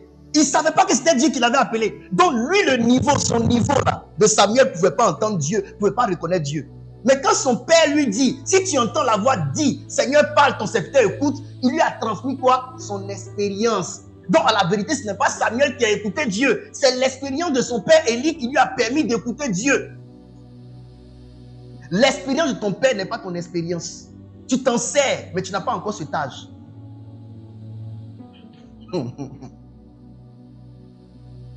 C'est l'expérience de Élie qui a permis à Samuel d'écouter Dieu. Sinon, et puis regardez, Dieu, quand tu es jeune, il ne peut que dire ton nom, mais il ne peut pas te donner de message. C'est lorsque son père lui a dit, si tu entends ce nom-là encore, dis Seigneur, pas ton serviteur écoute. C'est là que Dieu a commencé à lui donner le message. Donc, à la vérité, un jeune garçon ne doit pas être sûr du message qu'il reçoit de la part de Dieu. On s'est tous trompés, nous tous ici. On s'est tous trompés dans notre jeune âge. De Dieu m'a dit, de Dieu m'a dit. On s'est tous trompés ici. C'est pour ça qu'il y a beaucoup de cacophonie dans le ministère. C'est pour ça qu'il y a beaucoup de problèmes dans le ministère. C'est pour ça qu'il y a beaucoup de honte dans le ministère. Et surtout du côté des prophètes. Nous qui manipulons les ainsi dit l'Éternel, ainsi pas l'Éternel. J'ai vu, j'ai entendu, j'ai vu, j'ai entendu, j'ai vu, j'ai entendu, j'ai vu, j'ai entendu. Fais le point de tout ce que tu as vu, tu as entendu et dis-moi, sur tout ce que tu as entendu et vu là, combien se sont réalisés, combien ont été testés vrais. Ça veut dire qu'il faut apprendre. Vous voyez l'attitude de Samuel? Première fois, il va sur son papa, il revient. Deuxième fois, on l'appelle encore, il repart. Son papa dit, c'est pas moi, retourne. Troisième fois encore, il repart. Quand vous voyez l'enfant qui chaque fois a recours à son père, ça montre combien de fois il est prêt à aller vers son père pour apprendre. Même quand son père dit, ce n'est pas moi qui t'ai appelé. Il ne pouvait pas se dire que, la première fois, je suis parti, papa a dit, c'est pas lui. J'entends encore la même voix. Si il est vers là, papa a dit encore que c'est pas lui. Il est resté ici. Il n'est pas allé vers papa. Mais quand tu le vois aller là, il revient, il repart. Il revient, il repart. Ça montre l'enfant qui est comme un récipient prêt à recevoir de son papa. Je suis parti la première fois, papa m'a dit que ce n'est pas lui qui m'a appelé. Je ne vais plus. Je ne vais plus.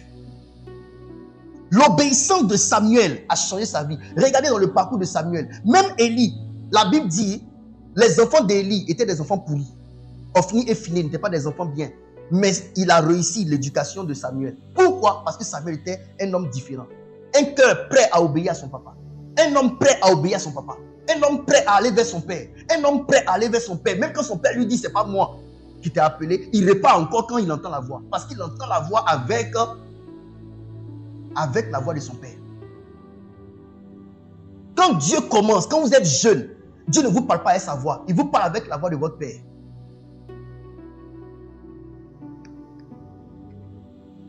Est-ce qu'on peut avancer? C'est ça que je voulais révéler. Regardez en Genèse chapitre 18, verset 19. Samuel servait l'Éternel devant Élie. Les enfants de Dieu aujourd'hui ne veulent plus servir Dieu devant un père. Ils ne veulent plus, ils ne veulent plus. On ne veut plus servir Dieu. Regardez tout. Moi, je donne un exemple. Tous mes enfants spirituels qui sont à l'église ici, là, tout ce que je vous enseigne là, si ce n'était pas moi qui vous enseigne ça, vous allez prendre ça où? Il ne faut pas qu'on se blague. Les interprétations de paroles de Dieu, de messages qu'on vous donne. Vous-même, si on vous dit, toi-même, là, il faut prendre la Bible, lire, et puis il faut te donner ces messages. Tu as fait quoi pour avoir ces révélations? C'est quelqu'un que Dieu a choisi, a outillé, a capacité, qui peut t'enseigner ça. Laissez vos pères vous enseigner jusqu'à ce que vous soyez matures. Vous ne voulez pas. Regardez Genèse 18, 19. Car je l'ai choisi, on parle d'Abraham, je l'ai choisi afin qu'il ordonne à ses fils et à sa maison après lui de garder la voie de l'Éternel en pratiquant la justice et l'équité, et qu'ainsi l'Éternel accomplisse en faveur d'Abraham les promesses qu'il lui a faites. Ça veut dire que Dieu donne pour mission à Abraham la gestion de ses fils, d'éduquer ses enfants dans sa maison. Donc, vous les enfants spirituels, vous ne voulez pas qu'un père vous éduque. Vous ne voulez pas qu'un père vous enseigne, vous oriente. Mais vous n'allez pas connaître les promesses de Dieu accomplies dans votre vie. Jésus là avait son référent. On parle aujourd'hui de quoi? Le thème c'est quoi? Apprendre du ministère de Jésus. Bon, si la force de Jésus était son père, vous devez comprendre la valeur d'un père spirituel dans la vie d'un enfant de Dieu. C'est pourquoi l'apôtre Paul dit, soyez mes imitateurs comme je le suis de Christ. Il n'a pas dit imiter Christ. Soyez moi mes imitateurs. Parce que c'est moi qui vous enseigne. Tout ce que vous savez de Jésus, là, c'est moi qui prends. Je suis le trait d'union entre vous et Jésus. Prenez d'abord ça. Quand le temps va arriver où le Seigneur va vouloir fonctionner avec vous seulement, je vais quitter au milieu. Mais ce n'est pas encore le temps. Alléluia. Merci, maman Flora. Est-ce qu'on peut avancer? Le premier atout dans le ministère, c'est d'avoir un père auprès de qui on apprend. C'est le premier atout. Un enfant qui naît dans une maison, maman, papa, tu viens de faire ton enfant. L'enfant ne peut pas s'occuper de lui-même. L'enfant ne peut pas se laver. L'enfant ne peut pas manger. L'enfant ne peut rien faire. C'est maman et papa qui s'occupent de l'enfant. Comprenez ça d'abord comme ça. Nos ministères sont fébriles parce que on a brûlé les étapes. Ton père spirituel t'apprendra à marcher avec Dieu notre Père. Écris ça. Ton père spirituel t'apprendra à marcher avec Dieu notre Père.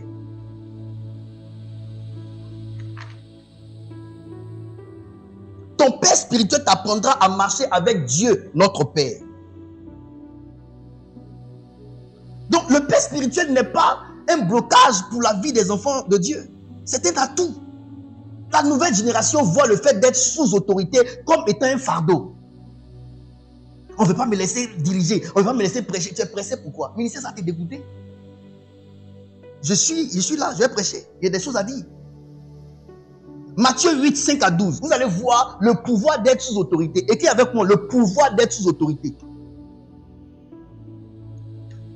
Que les gens viennent écouter le message ici, là. Oui, le Père spirituel ne remplace pas Dieu le Père. Non, il ne remplace pas Dieu le Père. Il t'apprendra à marcher avec Dieu le Père. Dieu notre Père, là, à tous là. Le Père spirituel t'apprendra à marcher avec lui. Matthieu chapitre 8, verset 5 à 12. Il y a un centenier. Comme Jésus entrait dans Capernaum, un centenier l'aborda le priant et disant, Seigneur, mon serviteur est couché à la maison, atteint de paralysie et souffrant beaucoup. Jésus lui dit, j'irai et je le guérirai. Le centenier répondit, Seigneur, je ne suis pas digne que tu entres sous mon toit, mais dis seulement un mot et mon serviteur sera guéri. Continue.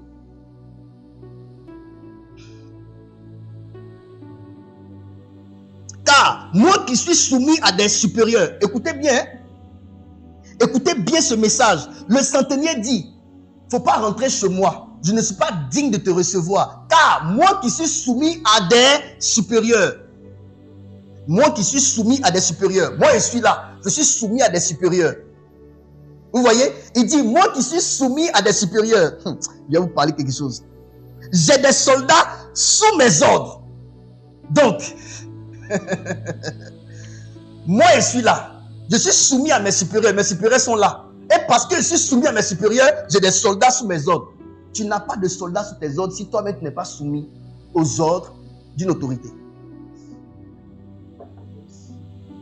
Moi qui suis soumis, il pouvait juste dire j'ai des soldats sous mes ordres et ne pas dire que lui-même il est soumis à des autorités. Il pouvait juste dire à Jésus, moi j'ai des soldats sous mes ordres. J'ai dit à l'un va là, il s'en va. À l'autre va ici, il s'en va. Vous voyez? Mais regardez ce qu'il dit. Car moi qui suis soumis à des supérieurs, j'ai des soldats sous mes ordres. Et je dis à l'un, va. Et il va. À l'autre, viens. Et il vient. À mon serviteur et à mon serviteur, fais cela. Et il le fait.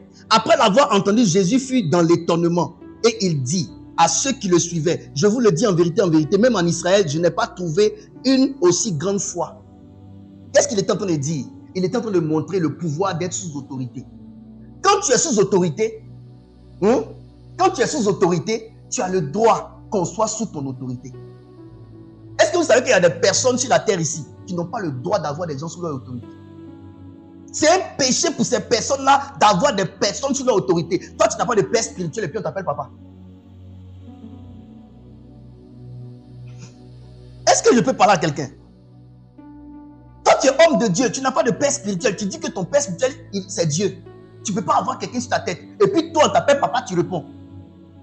Vous tous qui appelez les gens papa, alors qu'eux n'ont pas de papa spirituel là, vous faites mal. Parce que moi qui suis soumis à des supérieurs, il y a des soldats sous mes ordres. Tu n'as pas le droit de donner d'ordre si toi on ne donne pas d'ordre. Tu n'obéis à aucun ordre, à l'ordre de personne, et puis tu en donnes pourquoi? C'est pour cela qu'il y a des gens qui ont l'onction mais n'ont pas l'autorité. L'autorité là, ça ne se trouve pas dans nos mains, dans nos pieds. L'autorité se trouve dans notre position envers les autorités. Il faut être soumis à une autorité pour avoir l'autorité. Quand vous voyez comment ils chassent les démons, ce n'est pas ici sous autorité. Vous comprenez pourquoi les 7 fils de Sheba n'ont pas pu chasser les démons. Ils ont dit, au nom de Jésus que Paul prêche, les démons ont vu qu'eux-mêmes ne sont pas sous autorité de Paul, ils ne sont pas sous l'autorité de Jésus. Comment ils vont partir? Quand il dit, moi qui suis soumis à des supérieurs, il y a des soldats sous mes ordres, il dit Alain va, et il s'en va. Voyez les soldats comme des démons. Je peux ordonner aux démons d'aller ici, d'aller là, ils vont partir. Mais pourquoi? Parce que moi-même je suis soumis à des autorités qui me disent va et viens. Vous les 7 fils de Sheba, vous n'êtes pas sous l'autorité de Paul. Vous n'êtes ni sous l'autorité de Jésus. Vous voulez chasser des esprits. Les esprits connaissent la hiérarchie dans le monde spirituel.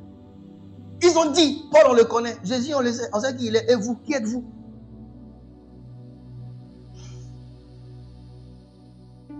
Voilà la vraie raison pour laquelle les 7 fils de Sheba n'ont pas chassé les démons.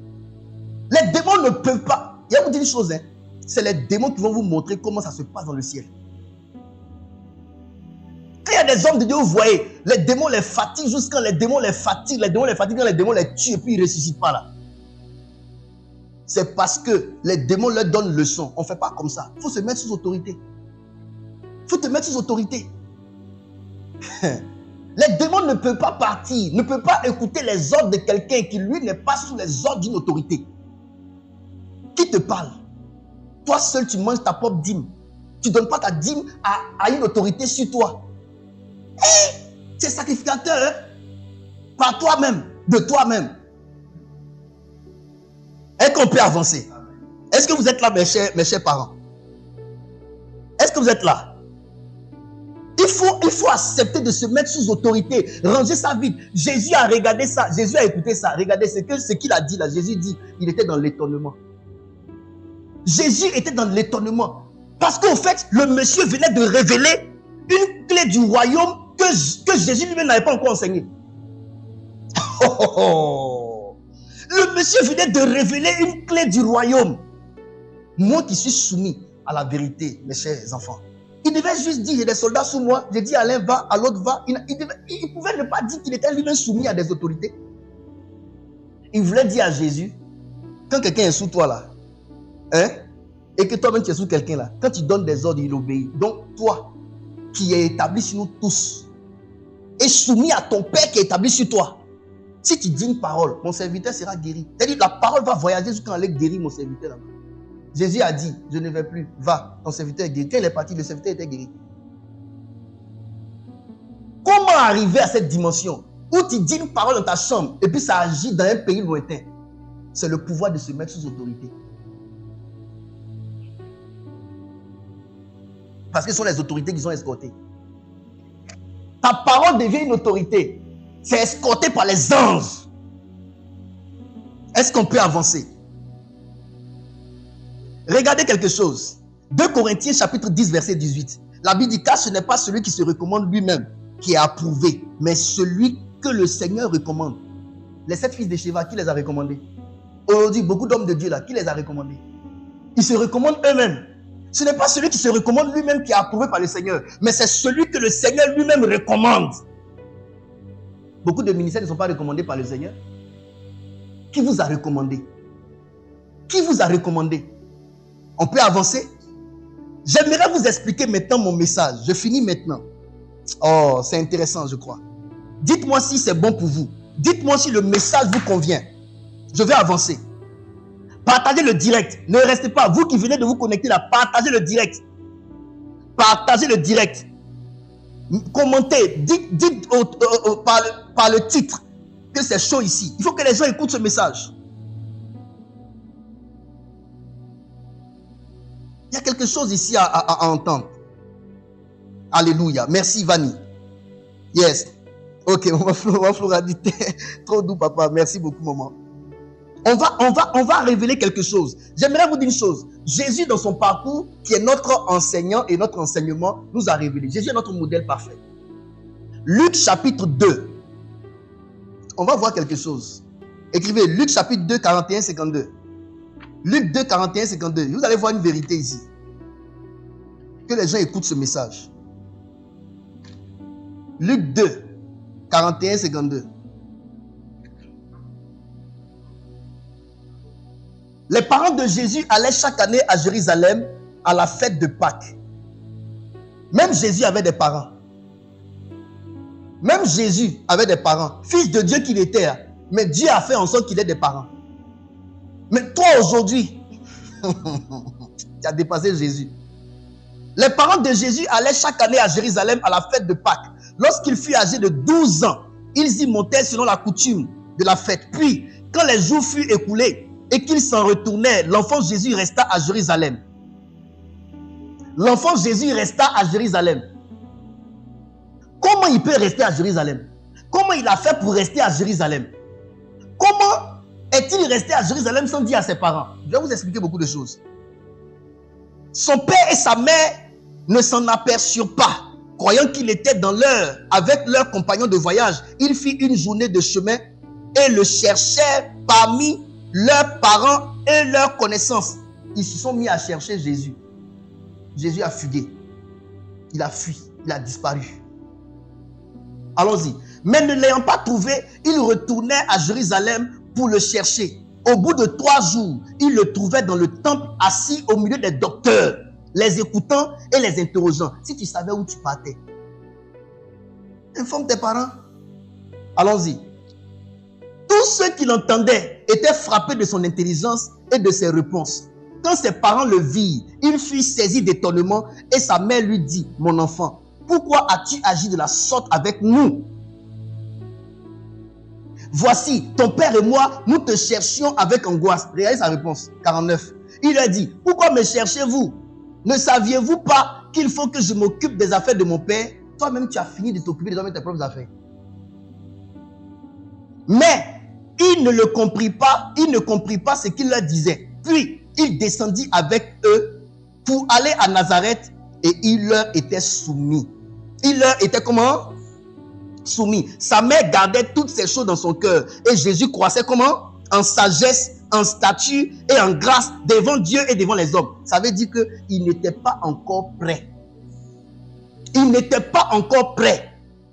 Sa formation n'était pas encore achevée. Il n'était pas encore prêt. Je vais vous parler maintenant.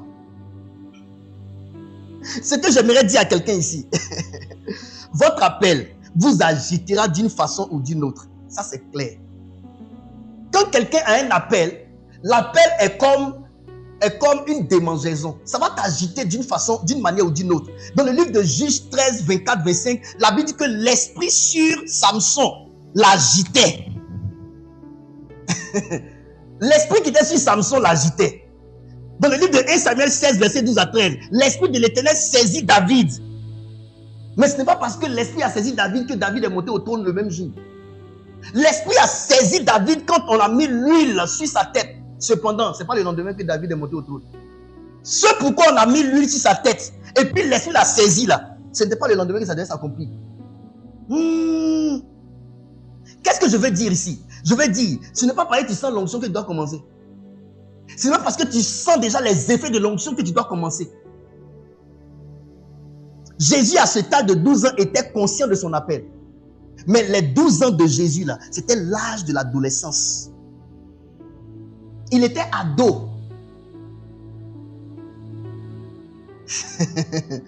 Jésus était ado. Numéro 1, il disparaît sans informer ses parents. Ça, c'est l'esprit de jeunesse. Un appelé qui est jeune, là, il disparaît sans informer ses parents spirituels. C'est-à-dire qu'il sort de la couverture spirituelle pour faire ces choses. C'est un peu comme, tu vois ta fille que tu as mise au monde, quand elle a atteint ses 5 commencent à sortir, quand elle a commencé à voir garçon, c'est fini. Elle pense qu'elle est arrivée. Hein. Elle ne veut plus respecter maman. Ça, c'est l'âge de l'adolescence qui fait ça. L'enfant pense qu'elle connaît mieux la vie que sa maman. Le petit pense qu'il connaît mieux la vie. On est tous passés par là. Mais moi, je bénis Dieu parce que dans le ministère, je n'ai pas assez connu ça. L'âge de l'adolescence. Est-ce que vous savez que les 12 ans de Jésus, là, c'est les 30 ans de quelqu'un aujourd'hui? Ce que Jésus a connu à 12 ans, là, il y a des gens, là, c'est dans leurs 30 ans, dans leurs 25 ans qui connaissent ça aujourd'hui. Ne prenez pas votre âge naturel pour faire égal à l'âge spirituel. Tu as 25 ans, tu viens de connaître Jésus. Il ne faut pas dire que tu as 25 ans de connaissance de Jésus. Tu as 25 ans, à la 26e année, tu as connu Jésus, tu es bébé. Tu n'as pas encore un an même en Dieu. Mais parce que tu as 40 ans, tu as connu Jésus dans tes 80 années. Donc tu penses que tu as 80 ans dans le Seigneur. Non, tu n'as pas 80 dans le Seigneur. Tu es bébé dans le Seigneur. Un enfant, un jeune de 30 ans qui lui est aguerri dans le ministère peut être ton père spirituel. Tu n'as pas à lui dire que si je suis plus âgé que lui, il ne va pas me donner d'ordre.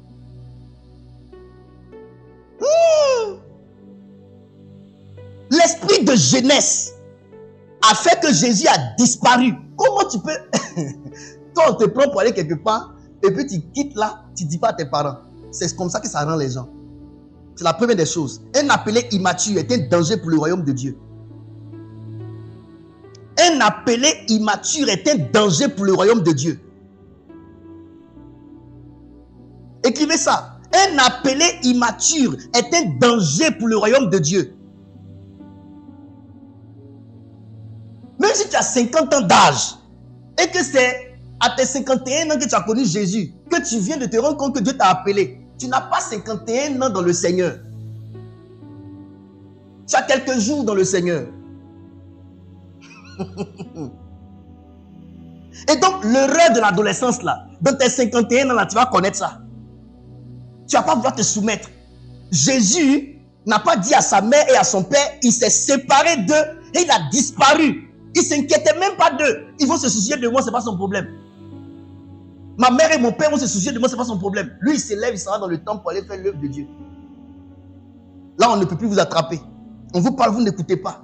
Enfant, tu es où? Tu es où? On fait les réunions dans l'église. Il n'est pas là. Il est allé faire un programme. Parce que le feu le brûle. Pourquoi j'ai parlé de l'esprit va t'agiter? Quand tu as l'onction de Dieu sur toi, quand tu es appelé par Dieu, là, hey, l'appel de Dieu va t'agiter d'une façon ou d'une autre. Tu vas dormir, tu vas faire des rêves, tu vas te guérir les malades. Dieu est en train de te révéler ce que tu seras. Mais tu penses que c'est pour aujourd'hui. Tu te lèves, tu veux prophétiser sur tout le monde. Il veut te demander que tu es appelé au ministère prophétique. Mais ça ne veut pas dire que c'est maintenant que tu dois commencer. Donc le don t'excite, le don t'excite, le don t'excite. Et tu vas te lever, tu vas penser qu'il faut que maintenant là je me jette. Un appelé immature est un danger pour le royaume de Dieu. Maintenant je vous pose une question.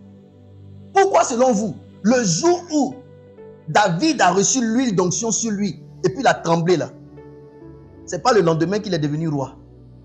Pourquoi selon vous, Dieu a dit que à la 400e année, Israël serait libéré, mais Israël a été libéré à la 430e année? Parce que Dieu a préféré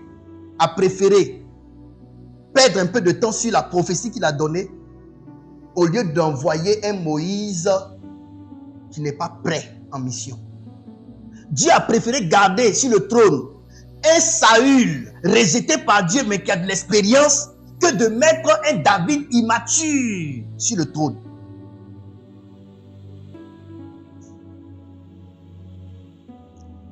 Est-ce que vous me comprenez? La deuxième chose que Jésus a eu à faire, quand il a disparu sans dire à ses parents là, il est allé parler au docteur de la loi. La Bible dit quoi? Tous ceux qui l'entendaient étaient frappés de son intelligence et de ses réponses. C'est généralement ceux-là qui nous amènent à être orgueilleux. Quand vous avez l'appel, quand vous êtes appelé à quelque chose, vous allez prier, les gens vont guérir. Vous allez parler, les gens seront touchés. Parce que Dieu confirme que vous avez l'appel. Mais ça ne veut pas dire que c'est le temps d'exercer. Jésus avait commencé son ministère. Souvent, les gens disent que Jésus a commencé son ministère à 30 ans. Moi, je dis souvent, Jésus a commencé son ministère à 12 ans. C'est son ministère, il avait commencé comme ça. Sa mère lui dit, on se met en peine pour toi. Pourquoi? L'arrogance. On commence à être arrogant. On commence à parler à son père spirituel comme s'il était notre enfant. On pense qu'il veut nous empêcher de vivre notre ministère. Il est l'obstacle de notre ministère, les vieux prophètes. Ça, c'est l'âge de jeunesse. C'est pas encore le temps, mon fils. Oh, papa est contre moi. Mon Dieu m'a dit, Dieu m'a dit, Dieu m'a dit, Dieu m'a dit. Ok. Mais Jésus nous a montré que votre âge d'adolescence peut vous emmener à faire des erreurs. Mais moi, Jésus, quand je suis rentré dans cet âge-là, quand ma mère m'a parlé, je me suis mise à son service. Il s'est soumis. Petit, il faut te soumettre. Ce n'est pas encore ton temps. Pourquoi me cherchez-vous? L'arrogance. On est sûr de ce qu'on est. Les autres ne nous comprennent pas. Les gens sont contre mon appel. Ils ne veulent pas me laisser exercer. Et on ne veut pas se soumettre à qui que ce soit. Mais ici, Jésus à ses 12 ans nous révèle quelque chose. Verset 51. Puis il descendit avec eux pour aller à Nazareth et il leur était soumis. Voilà ce que Jésus a montré comme leçon. Tu dois encore croître en sagesse, en statut et en grâce. Il y a beaucoup de choses encore que tu dois faire. Écoutez, on ne mûrit pas si on n'est pas sous autorité. On mûrit dans la soumission. C'est étant sous la mission de quelqu'un. C'est étant sous la couverture de quelqu'un qu'on mûrit. Jésus, il croissait en sagesse, en statut et en grâce parce qu'il s'est soumis à sa mère et à son père. Beaucoup de personnes ont cessé de croître en sagesse, en statut et en grâce parce qu'ils ne sont pas mis dans la soumission. Laisse quelqu'un te nourrir. Laisse quelqu'un t'éduquer. Laisse ton père te refaire. Laisse ton père t'enseigner. Soumets-toi à ton père. Pendant que tu seras sous lui là, tu auras l'impression que tu n'évolues pas, mais tu es en train de croître en sagesse, en statut et en grâce. Beaucoup refusant de se soumettre à leurs parents se sont privés de la croissance et prématurément se sont lancés dans le ministère. Écoutez-moi bien, le chemin est long. Avant de prendre ta voiture et parcourir la route, il faut faire le plein d'essence. Sinon, ta voiture là, l'essence va finir au beau milieu de la route. C'est là où vous commencez le ministère avant le temps. Après, vous n'avez plus de message. Vous n'êtes plus inspiré. Vos dons ne se manifestent plus. Pourquoi? Parce que la croissance en statut, en sagesse, en statut et en grâce vous a manqué.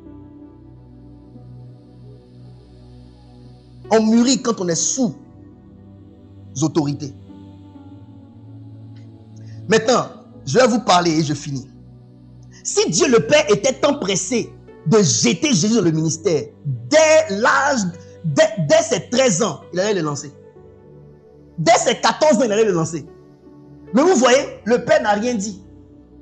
Et le Père a pris Jésus, 18 ans encore. Souvent, on pense que non, on a raison de dire que c'est le temps. Mais regardez, Jésus qui pensait qu'il doit faire les affaires de son Père, là.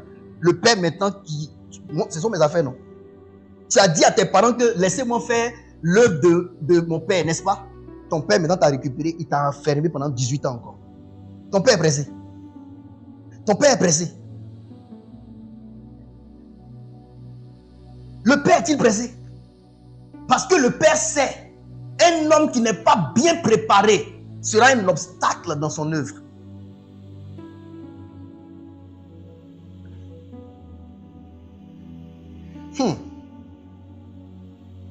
Est-ce que quelqu'un me comprend? Ils sont là ou bien ils ne sont pas là? Je ne vous sens pas sur Internet là. Apprendre du ministère de Jésus. Jésus a connu la valeur de la soumission aux autorités parentales. Il a connu ça. Il a reconnu que l'âge d'adolescence nous emmène à prendre conscience de notre appel et peut nous emmener à tomber dans une certaine arrogance. d'un certain esprit d'indépendance. Mais il faut se soumettre. Ce n'est pas encore le temps. Il faut se soumettre pour apprendre, pour croître, pour grandir, pour se bâtir, pour être fort. N'oubliez pas la partie. Il croissait en sagesse, en stature et en grâce. Si vous n'avez pas les trois là, vous allez mourir en route dans votre ministère. Et les trois là, Dieu nous donne ça quand on est soumis à nos parents. C'est sous le toit de nos parents que Dieu nous donne ça. Croître en sagesse, en statut, en grâce. C'est sous le toit de nos parents. Sous le ministère de nos parents que Dieu nous fait croître en sagesse, en statut et en grâce. Laisse Dieu te bâtir. Le monde spirituel, il y a la loi des rapports de force. Si tu n'es pas plus fort que certains esprits, tu ne pourras pas les chasser. Tu n'es pas plus fort que certaines situations, tu ne pourras pas les vaincre. Laisse Dieu te bâtir, s'il te plaît. Laissons Dieu nous bâtir. C'est ce que Jésus a fait. Il s'est soumis à Marie. Il s'est soumis à Joseph. Je peux aller de l'avant? Allons-y en Luc chapitre 3, versets 21 à 22.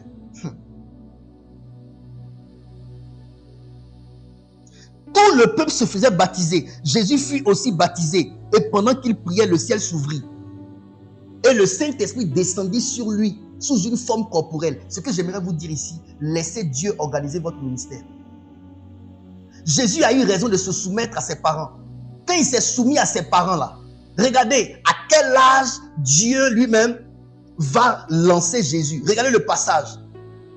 Dieu le Père n'a pas envoyé Jésus dans le temple pour aller confondre les sages. Il l'a envoyé où? Au Jourdain pour se faire baptiser. Ton âge d'adolescence va t'envoyer dans le temple pour aller te faire valoir. Dans les endroits publics pour aller te faire valoir. Mais le Père, là, quand il organise ton ministère, il te fait passer par les eaux du baptême. Dieu, à 30 ans, prend son fils et puis il le fait passer par les eaux du baptême. Laisse Dieu organiser ton ministère. Laissez Dieu organiser votre ministère. Et il sait, il faut que son fils passe par les eaux du baptême pour qu'il soit rempli de l'esprit. Et le Saint-Esprit descendit sur lui sous une forme corporelle, comme une colombe. Et une voix fit entendre du ciel ces paroles. Tu es mon fils bien-aimé, en toi j'ai mis toute mon affection. Dieu ne pourra jamais dire que tu es son fils bien-aimé tant que son esprit n'a pas habité. Parce que la Bible dit, celui qui n'a pas l'esprit de Christ, il ne lui appartient pas. Dieu dira que tu es son fils lorsque son esprit va descendre sur toi pleinement.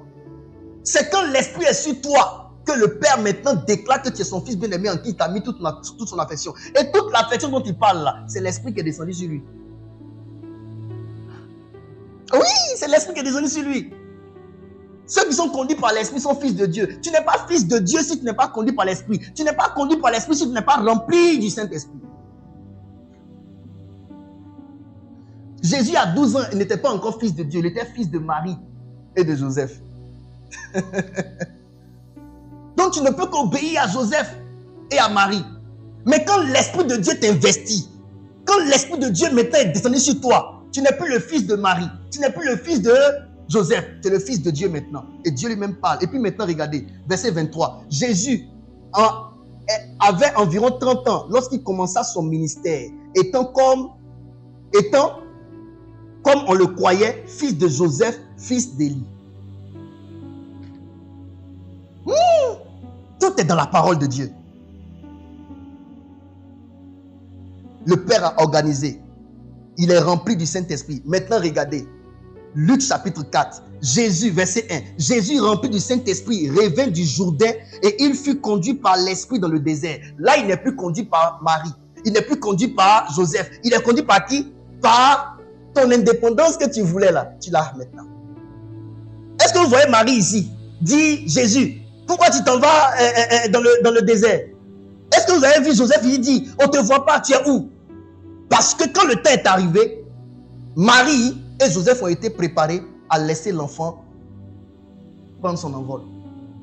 Un temps viendra, ton Père spirituel, sous qui tu es, quand il saura que le temps est arrivé, il ne va plus t'interdire quoi que ce soit. Il ne va plus interférer dans ta vie. Il sait que tu as maintenant l'âge de décoller seul. Mais il faut attendre. Jésus, rempli du Saint-Esprit, revint du Jourdain et il fut conduit par l'Esprit dans le désert, où il fut tenté par le diable. Mes amis, je vais vous donner une révélation ici. Quand l'Esprit remplit Jésus, le conduit dans le désert, la première entité que Jésus rencontre s'appelle comment? Le diable. Quand vous commencez le ministère, là, vous allez rencontrer le diable. Je dis, quand vous allez commencer le ministère, la première entité que vous allez rencontrer, là, ce n'est pas un ange. C'est le diable d'abord. Maintenant, regardez Jésus à 12 ans, qui a commencé le ministère. On te laisse à 12 ans dans le ministère à rencontrer Satan. À 12 ans, là, tu vas faire comment? C'est comme ça, beaucoup se sont lancés avant le temps, ont rencontré le diable et sont morts. C'est comme ça, beaucoup dans leur âge d'adolescence ont rencontré un esprit plus puissant qu'eux et ils sont morts. Maintenant, regardez comment Jésus s'est défendu contre le diable. Il disait, il est aussi écrit. C'était un homme qui lisait la Torah, il connaissait la parole, n'est-ce pas? Bon, toi à 12 ans, là, tu connais quelle Bible? Toi, dans ton jeune âge, là, tu connais quelle parole de Dieu? Tu connais quel réma de la parole? Tu sais combien de tactiques le diable multiplie? Tu connais quoi? Tu connais quoi du combat spirituel? Et on voit des jeunes, ils n'ont même pas encore été convertis. Hein. Si tu les vois en train de combattre les esprits les plus puissants des nations.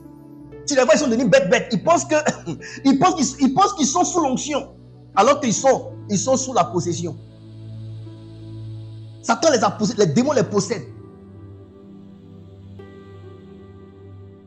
Si les gens vous disent, ils ont vu le diable et puis ils prennent ça pour rire, je vous dis, Satan là, tu ne vas pas le voir et puis t'amuser. Le vrai Satan, tu ne vas pas le rencontrer et puis jouer.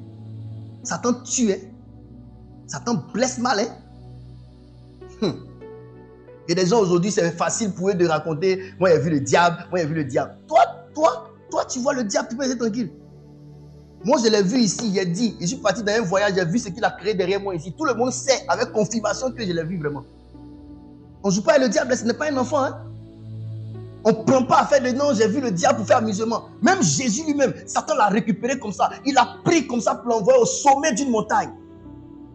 Vous vous amusez avec quelqu'un qui fait des guerres depuis plus de 6000 ans.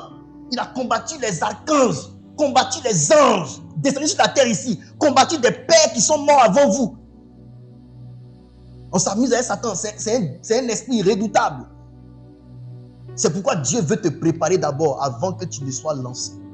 Laissons Dieu organiser notre ministère. Ce que j'aimerais vous dire aujourd'hui, je finis mon message, j'ai pris beaucoup de temps. Le ministère, ce n'est pas pour les enfants. Un temps viendra, tu sauras que l'onction que tu as ne suffit plus pour régler certains problèmes. Un temps viendra, tu sauras que la dimension à laquelle tu es là, ça ne te permet plus de régler certains problèmes. Il y a des hommes de Dieu qui parlent aux kystes, les kystes sortent des ventres. Il y a des hommes de Dieu qui parlent comme ça, à des situations, les situations changent. Et puis quand tu te retrouves, toi, face au kyste, tu parles, rien, tu déclares, rien. Tu sens que non, il faut chercher Dieu.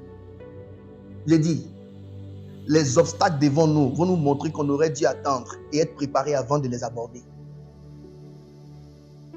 Les problèmes auxquels nous allons faire face dans le ministère vont nous amener à comprendre qu'on aurait dû laisser Dieu nous équiper. Quand Jésus a été rempli du Saint-Esprit, après avoir été rempli du Saint-Esprit, il a été conduit là à affronter le diable. Luc chapitre 4, verset 14. Jésus, revêtu de la puissance de l'Esprit, retourna en Galilée et sa renommée se répandit dans tout le pays d'alentour. Il enseignait dans les synagogues et il était glorifié par tous. Voilà comment Dieu organise le ministère de ceux qui savent se soumettre. Numéro 1, Jésus a accepté, il a vaincu l'épreuve de l'âge de l'adolescence. Il s'est soumis à ses parents. Il grandissait en statut, en sagesse et en grâce. Après ça, à ses 30 ans, il a accepté de rester dans le secret pendant 18 ans. Un homme qui était chaud, il a accepté de se refroidir pour que Dieu le prépare. Quand ses 30 ans sont arrivés, il est sorti sans que ses parents ne puissent lui imposer quoi que ce soit. Il allait se faire baptiser. Il a été rempli de l'esprit. Regardez comment Dieu organise les choses. Rempli de l'esprit, il a été conduit dans le désert. Il a affronté Satan. Après ça, il a été revêtu de la puissance de Dieu. Ne commence pas le ministère sans ces choses. Sinon, tu vas te détruire. Jésus est notre modèle parfait. Copions sur lui et faisons comme il a fait et nos ministères seront apaisés. Dans le ministère, soit tu fais reculer le diable, soit le diable te fait reculer. Faisons attention pour ne pas qu'on soit les personnes qui reculent. Que Dieu te bénisse, que sa grâce soit sur toi et j'espère que tu as compris ce message et que ça pourra te servir. Humilité, sagesse, amour, soumission et sous autorité, on sera vainqueur.